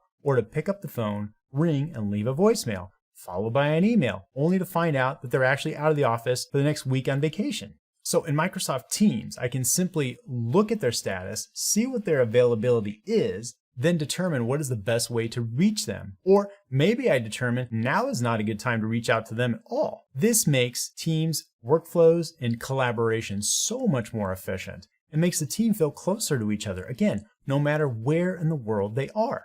And here is presence information in action. Now you can see people's presence information anywhere in Teams. So even if you're in a conversation channel, it'll show their presence information. These little icons, here's a green check mark, here's a red do not disturb, so on and so forth. But one neat way to get in there and just see everybody real quick in Brilliant is I can just go into the calls section of Teams. I can click on speed dial and I can just see everybody right now. And that's how I actually go to see if I'm looking to work out something with somebody. I will go into this section, see their status real quick, and then determine what's the best course of action for me to work something out with them. So here I'll show you Olga's in a meeting. And since she's in a meeting, I'm not going to interrupt her with an audio call, which I could call her here, or a video meeting, but I might be able to chat with her. Another example is Ali over here. Well, he's presenting. So he's got his desktop up, it's shared, he's showing somebody something, he's probably talking. So not only am I not going to interrupt him with a video call or audio call, I'm not even going to chat with him. So if I have something to work out with Ali, I'll probably just post something in a channel of conversation and we'll work it out later. But also there's other people that are in phone calls. Here's Will, he's in a call. Watson's in a call. In these cases, I probably am just going to see if I can just chat with that person real quick. You know, they might be talking to somebody or they might be on hold or something like that. And I might be able to work something out quickly if it's a time-sensitive matter. Also, I can see that these people have stepped away from their computer. So I won't be able to reach them right now if it's a time-sensitive matter. But what I may opt to do is just post something in the conversation channel. Or if they're away, there's even a status showing out of office. If I can just go here and see they're out of office, I might just decide to work this issue out with somebody else. And also, it will show if people are available. So Brad's available, Luis is available, Eric's available. So they're in front of their computer, they're working on some stuff, but they're not in a call, they're not presenting. And so I could probably just go ahead and decide, well, I might just want to go ahead and do a video call with them real quick if it's something I need to work out. And I do that very often. So it's really neat to have this presence information. It's the equivalent of walking over to somebody's desk, seeing if they're available or what they're up to, but doing it digitally. And this works no matter where anybody's at, whether they're at an office, at a home office, in a different state, across the world. It really makes everybody feel like they're right there next to each other. So one of the presence statuses that Teams can show is that you're in a call. Well, how does Teams do that? It can do that because Teams can replace your business phone system. And it is a damn fine phone system too. Microsoft phone system in Teams is a full-featured business phone system, auto attendance, call queues, call trees, voicemail, voice to text. And when it comes to connecting in the Microsoft phone system, you can use a standard desk phone or a headset with the Teams desktop app or your smartphone with the Teams mobile app. Here at Cerulean, we have been in the Microsoft phone system for nearly 3 years and set up over 1,000 client users on it. It's been fantastic. The Microsoft phone system and your call flows work the same no matter where anyone is working from. It works the same when we work out of our home offices as it did when we worked in our physical office. And this is especially relevant as it relates to a pandemic, which we are going through in April 2020 as I record this video. Most businesses still have a legacy phone system set up where access to the phone system is dependent on them physically being in their office, and access by the phone system to the public telephone network is dependent on an ancient physical PRI circuit or a single internet circuit to the office. So during the pandemic, people had to forward their company phone numbers to their personal cell phone. That's awful. And so when customers call in to their users, they actually don't get their company voicemail, they get their personal cell phone voicemail. Not great. So with the Microsoft phone system in Teams, our phone system is not dependent on a single phone circuit or internet circuit. Our phone system works the same no matter where someone connects in from or what device they connect from. And it's worth knowing that nobody at Cerulean ever has to give out their personal cell phone number for work or use it for work. If they need mobile access to the phone system, they simply use the Teams mobile app on their smartphone. In our call flow configuration, we have a main line that picks up with an auto attendant, then rings 5 people, all working from their home offices. Once someone from our company picks up the call, we can then transfer the call to our help desk or another department. It literally does not matter where they are working from, as long as they have a good broadband internet circuit, a good computer, and a good headset. Even with mediocre versions of those things, the phone system still works really well. It's really robust, and I have great confidence in it. Now, as I've said several times before in this video, and it is true in this case, I have a very extensive demo-heavy video that I recently made about the Microsoft phone system with Teams that I'll link to in the description if you want to get into the nitty-gritty. But I'm going to demo some of the basic features here. So here we are, we're in the Microsoft phone system inside of Teams, and here we go. We have a dial pad. If I want to go ahead and plug a number in there, I can go ahead and click call. Here's the phone number. In case people want to call me, you get a direct dial phone number. Here is my contacts, which I can click to call. Here's my call history, and here's my voicemail. And it has transcription capabilities as well.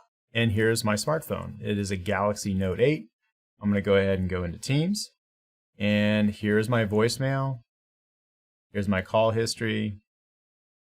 I can go ahead and dial a phone number here if I want to. I can go ahead and click on my contacts. It's important to understand with the Teams mobile app that it's very light on your phone. You could have it running all day long. And I like the idea that I could take my smartphone and just have one phone device to deal with. I think it's a win-win for companies and the employees because you can give people the ability to say, look, use your phone, whatever phone you want, just download our app and connect into the phone system. And then the company doesn't have to buy or manage hardware, and the employee only has to carry and deal with one phone. And it's interesting, in April of 2020, when I'm making this video, during this pandemic and this quarantine we're in, people don't want to touch common phones. They just want to touch their phone. So you can just load up the Teams mobile app on that person's personal phone, and then they can use whatever phone they prefer, whether that's iOS or whether that's Android, and they can use their own headset or whatever earbuds they have. And then the company doesn't have to have an inventory of phones or desk phones that people are generally not using anyway. And then for those companies that do want to have traditional desk phone hardware, then we use Yealink, and that's the brand that we put in for our customers. And I would say of the over 1,000 end users we've set up on the Microsoft phone system so far, I would say at this point it's trending about 40% will opt to have a desk phone. Some people just want to have desk phone with a handset and a speakerphone, and that's where the T55A works really, really well for that. And then of course, here's the traditional classic tripod style conference phone if you need that as well. And then we have the more executive looking T56As and T58As. But Yealink does a really good job. It's a good brand of phone to use with the Microsoft phone system if somebody wants to have the desk phone. But it's interesting to note too that it's basically a little piece of hardware that's running the Teams mobile app, or a version of the Teams mobile app. The same one that you would run if you were using it on your personal smartphone. Now, what if Teams had a way for you to stay on top of your activity alerts, join meetings, and use the company phone system on your smartphone? Well, that's what the Teams mobile app is for, and it works incredibly well and is a very powerful component of the Microsoft Teams experience. Remember Microsoft's mantra: cloud first, mobile first, and now it's becoming virtual first. That's a different subject. I only carry one smartphone, my personal one, and I never give out my cell phone number for work. I give out my business number, and when I need to make or receive calls for work, I use the Teams mobile app on my smartphone. When you're in the office, you turn on the app. When you're out of the office, you close the app. Simple as that. In reality, you don't even need to have phone hardware or headsets for your company. Everyone has a smartphone and earbuds. People just use their own smartphone with the Teams mobile app, connect to the company Wi-Fi, and they're on the company phone system. The company didn't have to purchase any hardware or headsets, and the employee gets to use whatever smartphone device and earbuds they prefer, be that the iPhone or an Android device. Combine that with being able to securely allow employees to use their own laptops. Now the company doesn't even have to maintain a computer inventory, and the employee gets to work on the devices they're most comfortable with. Then you have a true BYOD, or bring your own device policy. Now, inside the Microsoft Teams mobile app, I can easily access my shared company files. I can join and have joined plenty of meetings while parked in a car or away from the office through the Teams mobile app with the video turned on. I've used it as a backup when my laptop blue screened right before a meeting. And to me, as a manager and as an owner, the absolute best thing about the Teams mobile app is being able to jump into Teams, look for any new activity alerts, respond to them quickly and efficiently, and move on. I could not do that with email because email is full of redundant chat conversations and spam. Teams activity alerts are highly relevant, and it's easy to respond to them. Normally, if I'm away from my desk or out of my home office, I can just peek quickly into the Teams mobile app, and I might have 2 to 4 activity alerts. I click on them, it takes me to the conversation thread, right to the spot I need to review and respond to, and in a few minutes, I'm done. That is very reassuring as a manager. So here I am, I'm on my smartphone, my Galaxy Note 8, and if I go into Teams, so when I go into Teams, I go in and I'm looking for activity alerts. So this will have a little alerts icon showing me 1, 2, 3, 4 alerts that I might have. I click on it, and then what I do is I can just click right on the alert that I need to respond to, run through it real quick, and go ahead and click reply.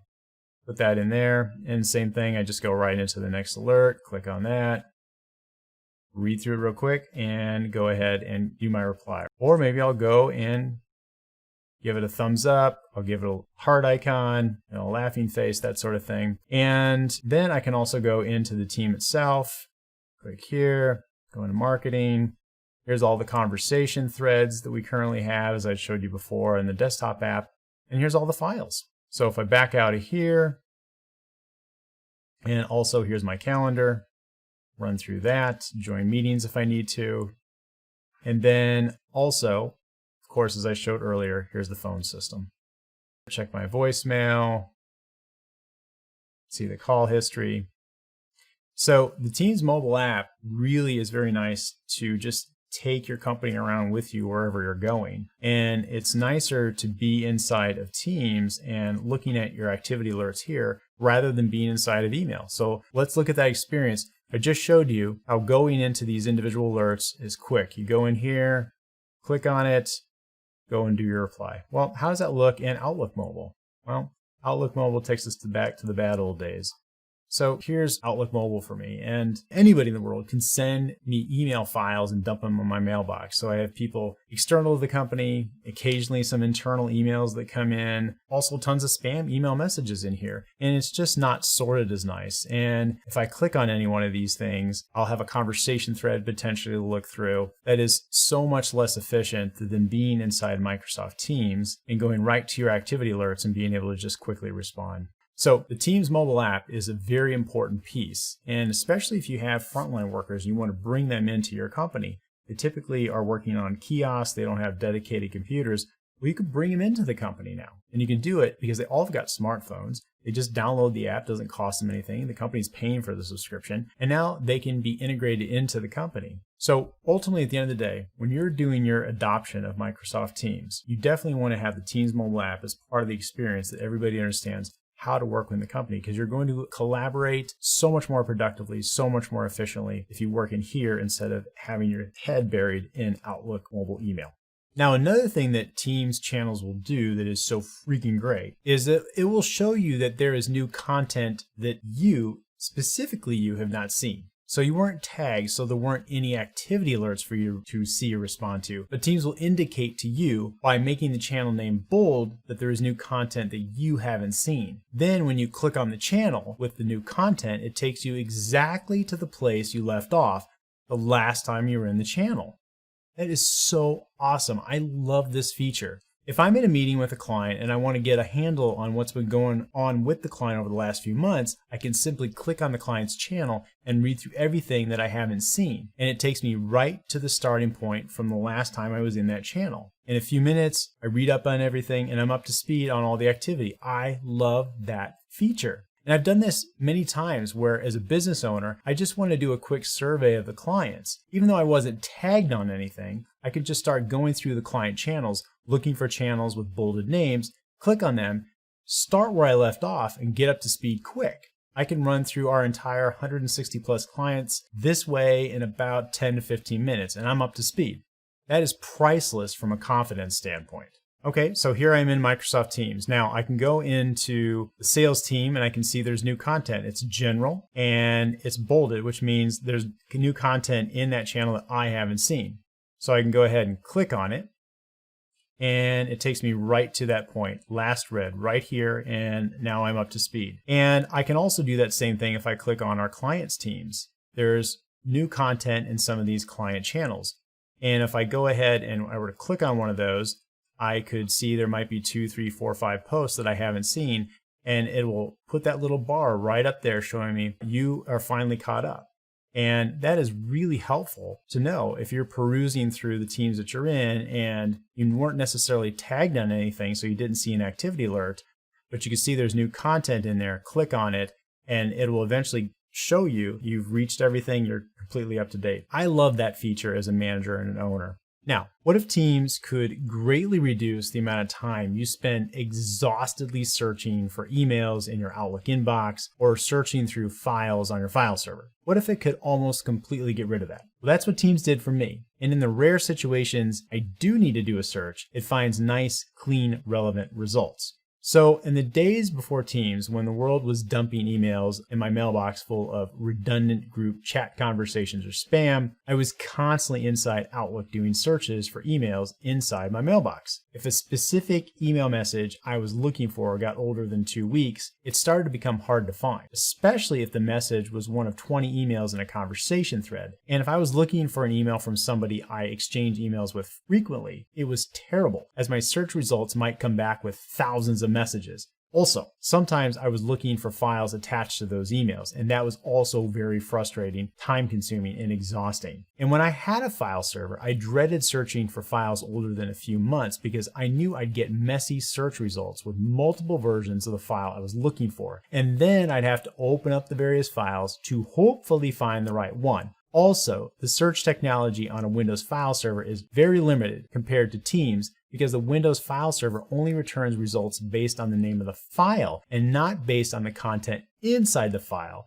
which Teams can through its SharePoint technology, which the document management in Teams is based on. And that limits the effectiveness of a search when you're doing it in a Windows file server. In Teams, I rarely search for messages or files because everything is neatly, centrally organized in labeled conversation channels. There is only one copy of a conversation thread with replies neatly indented from the original message post in the order they came in. And then there is only one version of a file showing with the previous versions of the files hidden from the view. So with all this clutter removed from the system, doing searches in Teams is rare to begin with, but when you do need to do it, the search results are quick and take you right to what you were looking for, be that messages or files. So here I'm in Teams and I want to go ahead and do a search. And I think it's important to know that one real benefit of Teams is that my internal messages and my files are all inside this app, as opposed to Outlook and a Windows file server, which are two separate worlds. So first, let's do this search in Outlook. I'm going to go in Outlook and I'm going to do a search for security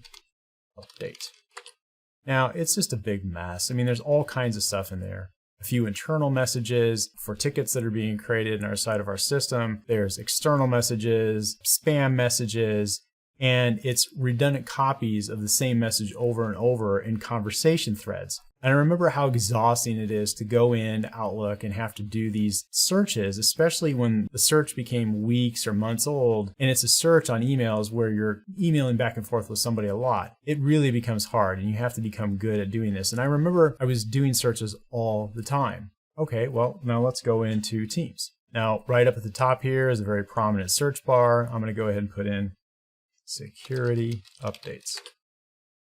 Now, the first thing to notice on the left here is that there's only one copy of a reply that a person has, instead of having 20 conversation emails in a conversation thread and the same copy of somebody's reply that was from like 4 or 5 replies ago. There's just one of this. There's one posting here for this person. There's one posting here. And I'm only searching through one copy of each person's posting when I do this search. So it's much more efficient, much cleaner, and I can move through these items really, really quick. And these are the internal messages. My files are right next to it. And if I'm looking for this file and I know it's this Excel spreadsheet, I could go ahead and just refine that further. And then I will see the Excel file versions instead of the PDF versions of this. But my files and my messages are right next to each other. And my files, I only have one copy. I don't have version 1, version 2, version 3. Those are hidden from us. So as people make changes to the files, the previous versions of it are hidden away. We can roll back to it if we want to, but I'm not trying to sort through all of that clutter here when I'm doing searching. You will have to do that on a Windows file server. And my internal messages, they're only messages from people inside our company. And they're not mixed up with spam, and they're not mixed up with messaging from external systems. And I only have one copy of each message, as opposed to, again, lots and lots of conversation threads to look for, which are just the same copy over and over and over of a conversation thread.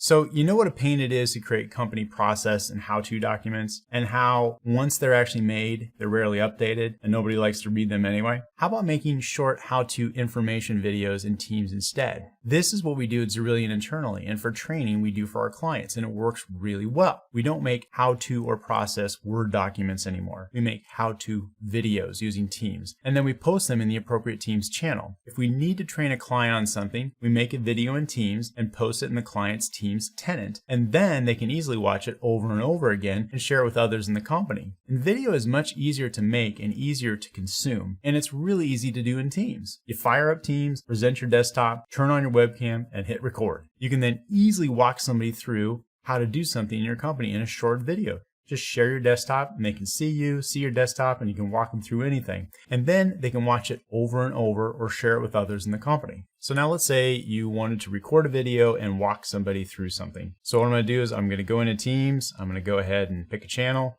I'm going to click this little video camera, click Meet Now, select this. Then what I'm going to do is I'm going to go ahead and fancy up my background a little bit. And then from here, what I'm going to go ahead and do is start recording. So now it started the recording. And then I can share my desktop. So let's just say I'm doing a little demo of the Office 365 portal. And then what I'm going to do is I'm going to go back into Teams. I'm going to go ahead and stop sharing. And I'm going to go ahead and stop recording. Now it says recording is being saved. Once the recording is processed and saved in Microsoft Stream, it will be available. So Microsoft Stream is essentially your YouTube for your company. That's really what it is. And this video is not going to be about Stream, but all of the recordings are saved in Stream. But it's going to drop that video that it recorded, even though it's stored in Stream, it's going to drop that video inside the channel where you recorded it. And then you can send that video wherever you want. But first, let's go back to channel. And you can see right now, and the recording is stopped, saving recording to Stream. Now it's in the channel, and somebody can just go ahead and click on it and watch the video. Also, if I wanted to, I could actually see this in Stream. So I could open this in Microsoft Stream. And again, Stream is YouTube for your company. And there is the video. And from here, I could go ahead and I could copy and share. I could comment down below and things like that. But this is really helpful if you want to make how-to and information videos for your company or for your customers. And then you can go ahead and use this video, quick to make, quick to consume by whoever needs it. This is how we do all of our documentation in Cerulean. Now, Teams also has a live video presentation streaming and production service called Teams Live Events. Companies can use Teams Live Events to stream live video for marketing events or internal company presentations where you have one or more presenters, and it's more of a presentation format than a meeting format. We use Teams Live Events to produce and run our live webinars. And it's really cool because someone plays the role of producer behind the scenes, which you see that display right now, and we're going to demo this in just a moment. But somebody plays the role of producer behind the scenes, and they tee up someone to go live. And once that person goes live, they can tee up the next person to go live, and so on. And you can present PowerPoint slide decks, you can use a virtual laser pointer, you can poll the audience, people can ask questions and you can respond. And once you're done, the video is automatically recorded in Stream, which again is like your company YouTube. And you can then post a link in that Teams channel for others to watch, or you can download it and post it or send it to other places outside the company if you want. At Cerulean, when we do our webinars, we have 3 people that are working. There's one person in the role of producer, which they have the interface that you can see right here. And then myself and Will, we alternate presentations. So if I'm presenting, Will will be over in the chat channel conversation, responding to people's questions. And then when it's time for him to go live, Olga from our team will flip him, so his webcam and his content then goes live. And then I can go into the queue status and we can flip back and forth like that. And it's great because then at the end of that production, it's automatically recorded, it's automatically transcribed, and then you can share it wherever you like. And I don't have to purchase a subscription to a third-party webinar streaming service. So in order to set up a Teams live event, I'm going to go here and click on New Meeting. I'm going to click on Live Event. And here I'm going to go ahead and put Teams Live Events Demo. And I'll go ahead and I put a location, date, time. And so I'm in the role of producer and I'm going to invite presenters. So I'll invite Olga, Will, and you can see when we work in Teams live events, there's two roles, and that's important. One is a producer, which I'm going to go into this event and I'll show you what that looks like. They tee up and send presenters live. So you queue them up and then send them live, and you could queue up another presenter and then send them live. And that's what the producer does. And they have a different view than the presenter. But anyway, I'll play the role of producer, and Will and Olga will be presenters. Then you have some other options. When I click next here, you can determine, do I want only specific people or groups to be able to see this Teams live event? Do I want it to be available organization-wide, requiring a sign-in? Or do I want to do this like a webinar, where no sign-in is required and anybody that has a link can watch this? This is what we use when we do our live webinars. And then below that, you have these options as well. You can choose to have a recording available to the attendees. You can have live captioning, and so you can set it up for English, and then you can have also translating real time into up to 6 different languages. And then you can also get an attendee engagement report, and then you can have a Q&A section as well in your Teams live event. So I'm going to go ahead and schedule this, and then we're actually going to go inside the Teams live event that we created. All right, so I'm going to go ahead and click on the meeting, and I'm going to go ahead and join. So I'm going to join as a producer, and I'm going to go ahead and join now. Okay, so now I am here inside of the Teams live event, and I've got the producer's view up. As you can see right here, I've got the queue section, I've got the live event, and I've got myself, Will, and Olga down here. And to just orient you just a little bit on this, right over on this side, I can see the health of my network and devices. I can go over here and see our internal chats. So this would just be for the presenters and the producers during the live event. And then right here, we have a Q&A section. This is where the attendees can go ahead and post questions, and then we at our team here doing this live event, we can go ahead and respond to those. So the questions can come in, they can be approved and then posted, and all the attendees can see them, and then we can respond to them as well. And here we can see all the attendees, which is just us for this demo right now, but all the attendees would be listed here in this section as well. And if you want to go here in settings, you can scroll down and you can turn on captioning and give attendees the ability to see captioning as well. So now, if I want to go ahead and get things started, we're not live right now. We are just in pre-live status. And so what I'm going to go ahead and do is I'll go ahead and click on Will. And what I could go ahead and do is, if Will was doing the first part of live event, I can go ahead and send him live. And now he'll be in the live event. And when I click on start, we're actually going to start streaming. And you can see now that Will Booth is live. Now, over in the queue section, I can go ahead and get Olga teed up. And Olga, if you could present your desktop. So now, what we got here is I'm queuing up Olga. So Will is over here and he's presenting right now, and he's going through the first part of our live event. And then Olga, I'm going to queue her up, and she has some content that she's going to share. So I'm going to go ahead and go into this view right here. And I'm going to go ahead and add this content. This is her sharing her desktop. So when Will is done, I can go ahead and send Olga live with her desktop that she's sharing.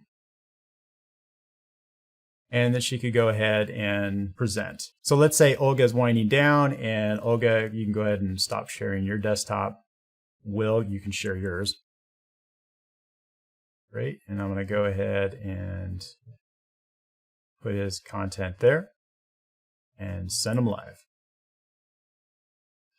And now Will is live. So this is on the producer side, how they can tee people up and then send them live, and you can keep moving people through the presentation, and how they can also share their desktops, whether they have a PowerPoint slide or they're demoing something or something like that. So I'll show you real quick what the attendees see as well. So through the link that we provided everybody for this Teams live event, people can join this publicly, and they can just join over a web browser. And that's what we have here. So this is just through a web browser. We can see Will presenting. He's streaming live right now. And we see the live Q&A section. And then when we're done, we go ahead and click end and the live event. And then Teams is going to go ahead and record that for us and transcribe it. And then we can go ahead and share that if we want to do that. So this is a great way to be able to do webinars without having another third-party service that you have to pay for. We've used it many times and we'll continue to use it. And it's a nice way to get people teed up no matter where they're connecting from, and basically have a little production studio to do your streaming. Now, it's really important to understand that Teams is very easy to learn and it's intuitive. And I always say that if you understand how to use the texting app on your smartphone and why you choose to text message with your family and friends instead of email them, then you understand a main facet of Teams, which is that Teams uses chat channel conversations just like the text messaging app on your smartphone does. And usually people pick up on this concept in a few minutes, and it's only the unconscious, decades-old habit of emailing in a business environment that is the issue that needs to be unwound. And then from there, it's just about reminding people over and over to move an internal message from sending in an Outlook email to posting that message to a Teams channel. There's not really so much training as it is reminding or nagging, as I'll talk a little bit later about. And if that's as far as you go with Teams in your company, you have still done your company a great service towards IT modernization. And then beyond that is just basic training around working with your files, working with the phones, working with meetings in Teams. All that stuff doesn't take more than another 30 to 60 minutes of a little structured training for a user, and then we're good to go. At Zerillion, we use a micro video training platform with our clients. We partner with a company and all they do is make short videos that are 30 seconds to 3 minutes long, like YouTube style short videos about Microsoft 365 technology. They have about 1,000 videos. And then what we do at Zerillion is pick the most relevant videos for our clients as to what they have decided to integrate in their company on the Microsoft 365 and Microsoft Teams platforms. Each video is in a sequence, and every few videos, the user gets a short quiz to make sure they weren't sleeping during the videos. And they can't move on to the next video until they complete the quiz. And as they watch videos and complete quizzes, they get points. And then somebody in the role of training manager can log into the portal and see who's completing the training and who needs a reminder to complete the training. The videos assume you know your way around computers, but they also assume you don't know what you don't know about Microsoft Teams. And then they show you one cool thing you can do, and another cool thing you do, and another cool thing you do. One quick thing after the other. So this enables you to get up to speed quick on all the neat things you can do inside of Teams, so people are using it confidently out of the gate. And then those users who are most likely to complain, in many cases, won't, and they'll become some of the biggest proponents of Microsoft Teams. Now, some of you have a lot of third-party apps and cloud services, and some of you have Office 365 just for email and the Office desktop apps. And then you have Zoom for conferencing, and you have a third-party phone system, and maybe that third-party phone system has a legacy PRI circuit. And you have Slack, and you have Trello, and you have a file server, and a domain controller, and maybe some scattered Dropbox accounts. And you have a firewall that hosts your legacy VPN, and you have some switches with some complicated VLAN configurations. And some of you have other third-party apps just to manage your computers, your mobile apps, and other third-party web apps. Well, this is nuts. I wouldn't want to be an IT manager dealing with all of that. Microsoft 365 provides your entire IT infrastructure under one system, and you'll have enterprise-grade services for email, files, phones, security and compliance controls, device and app management controls. The only thing that is left are the business app subscriptions for sales, finance, and operations, and access to those is going to be controlled through Azure Active Directory Single Sign-On, which is ultimately your enterprise cloud endgame that you're trying to get to. And then Microsoft Teams provides your virtual office environment. So, do you have to give up your office, your physical office, to fully adopt Teams? Of course not.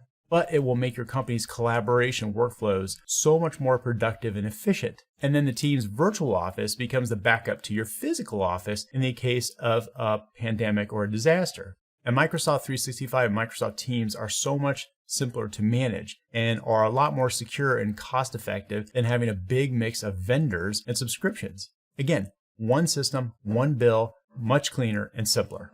Now, it's important to understand that when you have fully adopted Teams and a modern digital workplace, and by that I mean that you've moved your company internal messaging out of Outlook individual private mailboxes and into Teams group conversation channels, and Outlook email only becomes messaging with people outside your company, and you do Teams video meetings, and your business phone system is in Teams, and your file shares are in Teams, And you use presence information to know the status of your coworkers to determine what is the best way to communicate with them. And that you get used to allowing people to work from home regularly in teams. And that you have gotten rid of any dependence on your physical office for your IT. And that you've moved to laptops instead of workstations or virtual desktops in Microsoft Azure. Then you've achieved true 100% business continuity. You have no servers or server refreshes. You have no complicated or costly firewall or networking gear at your office to maintain. You don't have VPNs. You don't have high dependence on a single voice or data circuit at your office with a term contract. You don't have the cost of a backup internet circuit or a backup disaster recovery system. Your company works the same outside the office as it does inside the office. There's no difference. That is what happened to us at Zerillion. During the coronavirus pandemic that is going on while I recorded this video in April 2020, nothing changed for us. Our emails, files, phones, security controls, device net management controls were all inside Microsoft 365, and our office was already a Microsoft Teams virtual office environment. So instead of a single internet connection and a phone circuit back at our office, we now have 16 individual internet connections to everyone's home office. And even then, if their individual circuit fails, they just tether their laptop to their smartphone internet connection, which I personally have had to do when a lightning strike messed up my home internet router. And we don't host anything. Microsoft handles all the hosting. We at Zerillion are responsible for managing and configuring our security, the alerts that come off our cloud services that need our attention, end user devices, and end user help desk issues. Our phone system works the same. Our meetings work the same. Nothing changed based on not having an office. This goes beyond basic disaster recovery, where we're just looking to resurrect a failed server, and goes into true business continuity. We work the same no matter where we are at. And in the event of a disaster, there's no scrambling to figure things out using legacy IT systems. If you get into Microsoft 365, you achieved the first important step. And then if you fully adopt Microsoft Teams and Teams video meetings and regularly allow people to work from home as part of your company culture, you've achieved true business continuity, and you will have unleashed a powerful scaling capability in your business, which I'm going to talk more about shortly. Now I'm going to tell you how we made our transition, not just into Microsoft Teams, but to a Microsoft Teams virtual office environment. And it all has to do with the fact that as we shifted from on-premise IT systems to cloud IT systems, life got better. And our first shift, after me fighting it for years, was to move from an on-premise Exchange server to Exchange Online. And guess what? Life improved. And I built my career based on the fact that I was an MCSE with an Exchange server certification. But I remember the day I threw in the towel was on Christmas Eve when my on-premise Exchange server went down and I had to go to my office to fix it. That was it. I was done. Then somebody had the idea to move all this internal email chatting that was going on back and forth, to move that into chats inside of Skype for Business. And we could reach each other quicker. We could see presence information if we were way busy out of the office, stuff like that. But most importantly, my Outlook mailbox became much cleaner with less emails in it because all that back and forth email chatter was now moved over into Skype for Business. Then we moved from having a file server to SharePoint document libraries, and then ultimately to Microsoft Teams files. And then I no longer had a file server that I had to deal with. And that was the last piece of equipment that allowed me to get rid of the backup disaster recovery system I was paying for. And then we moved from doing in-person conference room meetings to Skype for Business video meetings. And that worked really well. We eventually just stopped using the very nice conference room we had. Then we moved into the Microsoft phone system using Skype for Business at the time. Now we use Teams, but at the time when it was released to production in early 2017, it was using Skype for Business. But once I knew that our phone system was going to work the same no matter where we worked, I wanted to see how this would work if we all work from home the day before a holiday. So we got everybody set up with laptops and video cameras and headsets that they would take home with them and all hands work from home days. And when it comes to desktops versus laptops in this scenario, I think it's worth pointing out that desktop computers are really legacy type systems based on the idea that people are all going to be working under the same roof all day long together, which just isn't the case anymore. And laptops also give us 100% business continuity. So as you would imagine, the idea that we would have all hands work from home days the days before holidays was a huge morale booster, and people took it very seriously. And it worked really well. Since we were already used to doing video meetings in our office, doing video meetings at our home office wasn't any different. And the phone system call flows worked the same if everybody was at their home office because it was all hosted in the Microsoft cloud. All someone had to do was log in and the call flows operate the same. Now, we did require that everyone have a fast internet connection with a hardwired connection to their home router, and that they had a quiet home office with a door that closed. And I explained, as long as everyone takes it seriously and gets their work done, doesn't disappear, and is being responsive, we'll do this again. That this was going to be a test. Well, the good news was everybody took it very seriously, and then we did it again, and it went well. Then it became before every holiday, then it became every month, then twice a month, then every Friday, then the 2 weeks around Christmas and New Year's. And we didn't miss a beat. In fact, we grew by 74% over the last 2 years and serviced nearly 170 clients with over 2,000 end users with our team of 16 full-time employees. How about that for scalability? And we eventually just said, if you aren't at a client site, you can work from home.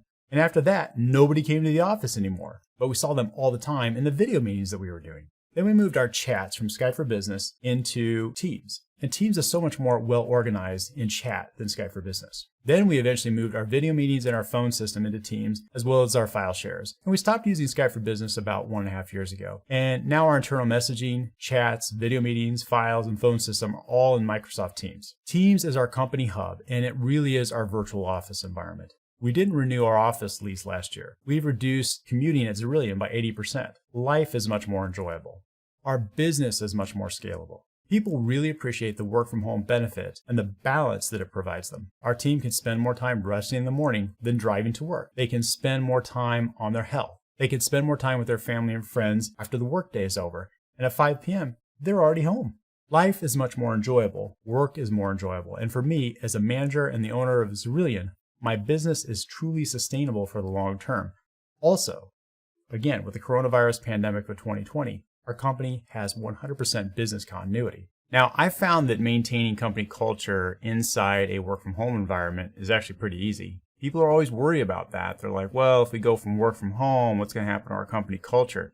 First of all, people would rather work from home if given the option. And I don't care how fancy your office is, how expensive the build out was, or how many free things you offer your employees at your office. Most employees would prefer to work from home and not commute in a car or a train. And I'm one of them, even though I'm also an owner of the company. Now, making a Microsoft Teams virtual office environment work does require a culture of all Teams meetings are done with video on. All internal messaging is done in Teams. And people learn how to read and work with presence information so they know if somebody is available, busy, away, on a phone call, out of the office, stuff like that. But by far, the biggest key is that all Teams meetings have video on. It really does bring the company closer together in a way audio-only meetings never could do. Also, your company has to be set up in a way that you can easily measure productivity, and your hiring process needs to be honed in so you have the best chance of finding people that will get things done no matter where they're at. At Cerulean, the work we do is tracked by a third-party ticketing and project management system, which has a nice dashboard to track productivity. Also, we have a lengthy hiring process, and we look for key things that indicate people are self-starters and self-completers of the things they start. And I recognize that not all businesses can or should operate 100% as a Teams virtual office. Some have warehouses, some have manufacturing floors, but most can operate in a hybrid. And if they started to learn how to do this, they would find that their businesses are more scalable.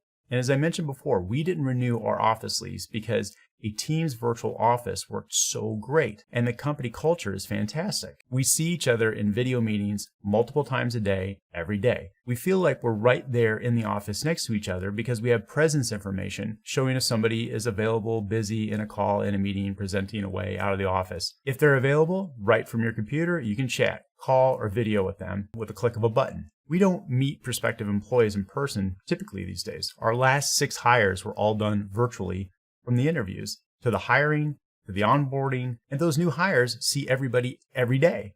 And because we operate a Teams virtual office, we hire the best people wherever we can find them, not just 30 miles from our office like it used to be in the old days. And we take the best quality clients we can get wherever we can find them. Being 30 miles from our office just doesn't matter anymore. Everyone is generally happier, and they really appreciate the work from home benefit. And they take it very seriously because they want the benefit to continue. Everyone gets more sleep because they don't drive to work. Everyone gets more time with their family because they take their lunch break at home. And at 5 p.m., They're home with their family at the end of the day with no commute needed. And they also have time to take better care of their health. This extra time can be used to make healthier meals at home, to get a walk or run in, time that used to be eaten up in a stressful commute. Now, I want to share with you some things to making a Teams adoption work in your company. First of all, you got to get people beyond knowing what they don't know. And that starts with some simple training. We set up our clients with a micro video training system, and it shows people in very short 1 to 3 minute video segments all the cool things you can do in Microsoft Teams. And after watching about 10 short videos, Teams is no longer a mystery. Now, before we get into the training, a high-ranking person in your company, like the CEO, needs to email everybody in the company, telling them that the company is making a big investment in a modern digital workplace. And in order to accomplish this change, we need to do 2 key things. All internal messages need to be posted in Teams and not sent as Outlook emails. And all meetings need to be done through Teams, ideally as video meetings, and not through old-fashioned dial-in conferencing or Zoom meetings. Now, when a company shifts to video meetings, they won't feel the need of the crutch of having to have in-person meetings. But most of you are mysteriously uncomfortable turning on video. So if you want to stick with legacy audio-only calls, okay, but in doing that, you'll always feel like you'll need to ultimately meet in person. Now, if you want to know what the really big secret to making Teams adoption work is, it's nagging. Continuous nagging. Hey, so-and-so, you just emailed me. Again, we talked about this. Can you please resend that in Teams to the proper channel? Hey, so-and-so, can you please turn on your camera during this meeting like we talked about the last 2 times you joined the meeting without turning your video on? I spent the first 90 days politely reminding people over and over, working them out of their old habits. It was a little frustrating and annoying, but eventually people picked up on the habit. So company leadership has to be brave and lead the culture shift from the 1990s workplace technology of email chats and in-person conference room meetings and dial-in conference calls to conversation channel-based messaging and video meetings. And you just need a little bit of training for everyone and hold the carrot of a work-from-home environment out there. And be prepared to remind people over and over for the first few months. And it'll be uncomfortable to ask people yet again during a meeting, hey, can you turn your camera on, please? But the benefits are well worth it. Teams has made my business more calm, confident, and for me as a business owner, sustainable. I can work in a Teams virtual office environment pretty much anywhere in the world for the rest of my life, and I love it. My old life of dealing with server hardware within 30 miles of my office was not sustainable long term. And this is why you see so many managed service providers ultimately sell their businesses. I get 90% fewer emails than I used to. I get limited message alerts in Teams, and so does everybody else in the company. And the alerts we do get are important and worth our time to review and respond to. What used to be disorganized piles of redundant email conversation threads dumped in individual private mailboxes is now single instance conversation threads inside neatly organized and labeled conversation channels. All our shared files for clients, suppliers, or company departments are also in neatly organized and labeled Teams channels, right next to the conversation threads. And we get all the power and security of SharePoint for our files without the complexity. We have fewer meetings, and the ones we do have, we see each other through video, and we get right to the point, and we get in and out of the meeting in a flash. Our company phone system and call flows work the same everywhere. A Teams virtual office has also made our business highly scalable. Instead of having a company culture based on employees under the same roof servicing clients within a 30-mile radius of our office in the Chicago suburbs, we now onboard the best clients and employees wherever we can find them across the United States, and in a few cases, employees around the world. Our IT is not dependent on a single internet connection or servers hosted at an office. With our team of 16, we have 16 internet connections connecting to the Microsoft Cloud services hosted in multiple Microsoft Azure data centers with no VPN required. Everyone uses laptops as their primary device with their smartphone as a backup device. We have 100% business continuity in the event of a pandemic, fire, flood, or natural disaster. And we did this by detaching our company from an office and developing a culture that follows Microsoft's modern workplace concept of virtual first, cloud first, mobile first. And on a personal level, as an IT manager and a small business owner, having a Microsoft Teams virtual office environment has also improved the quality of my life substantially. And for that, I feel a great amount of gratitude to Microsoft for what they've built with Microsoft 365 and Microsoft Teams. At Cerulean, we work the same 8 a.m. to 5 p.m. schedule we have since the day we opened our doors. The difference now is that I can sleep until 7:30 a.m., hop in the shower, and I'm at my desk at 8 a.m. I don't stress about not being able to find my car keys or getting to the office on time. I see my kids before they leave for school. I see them when they come back from school. At 5 p.m., I simply walk away from my desk and head to the kitchen to help make dinner. And dinner is with my family every night, usually with food we cook ourselves. For my lunch break, I walk over to the treadmill and I walk for an hour. After dinner, I do 45 minutes of strength training. With proper exercise and minimal stress, I get a solid 8 to 9 hours of sleep every day. I don't need coffee anymore to wind me up in the morning and alcohol to wind me down in the evening.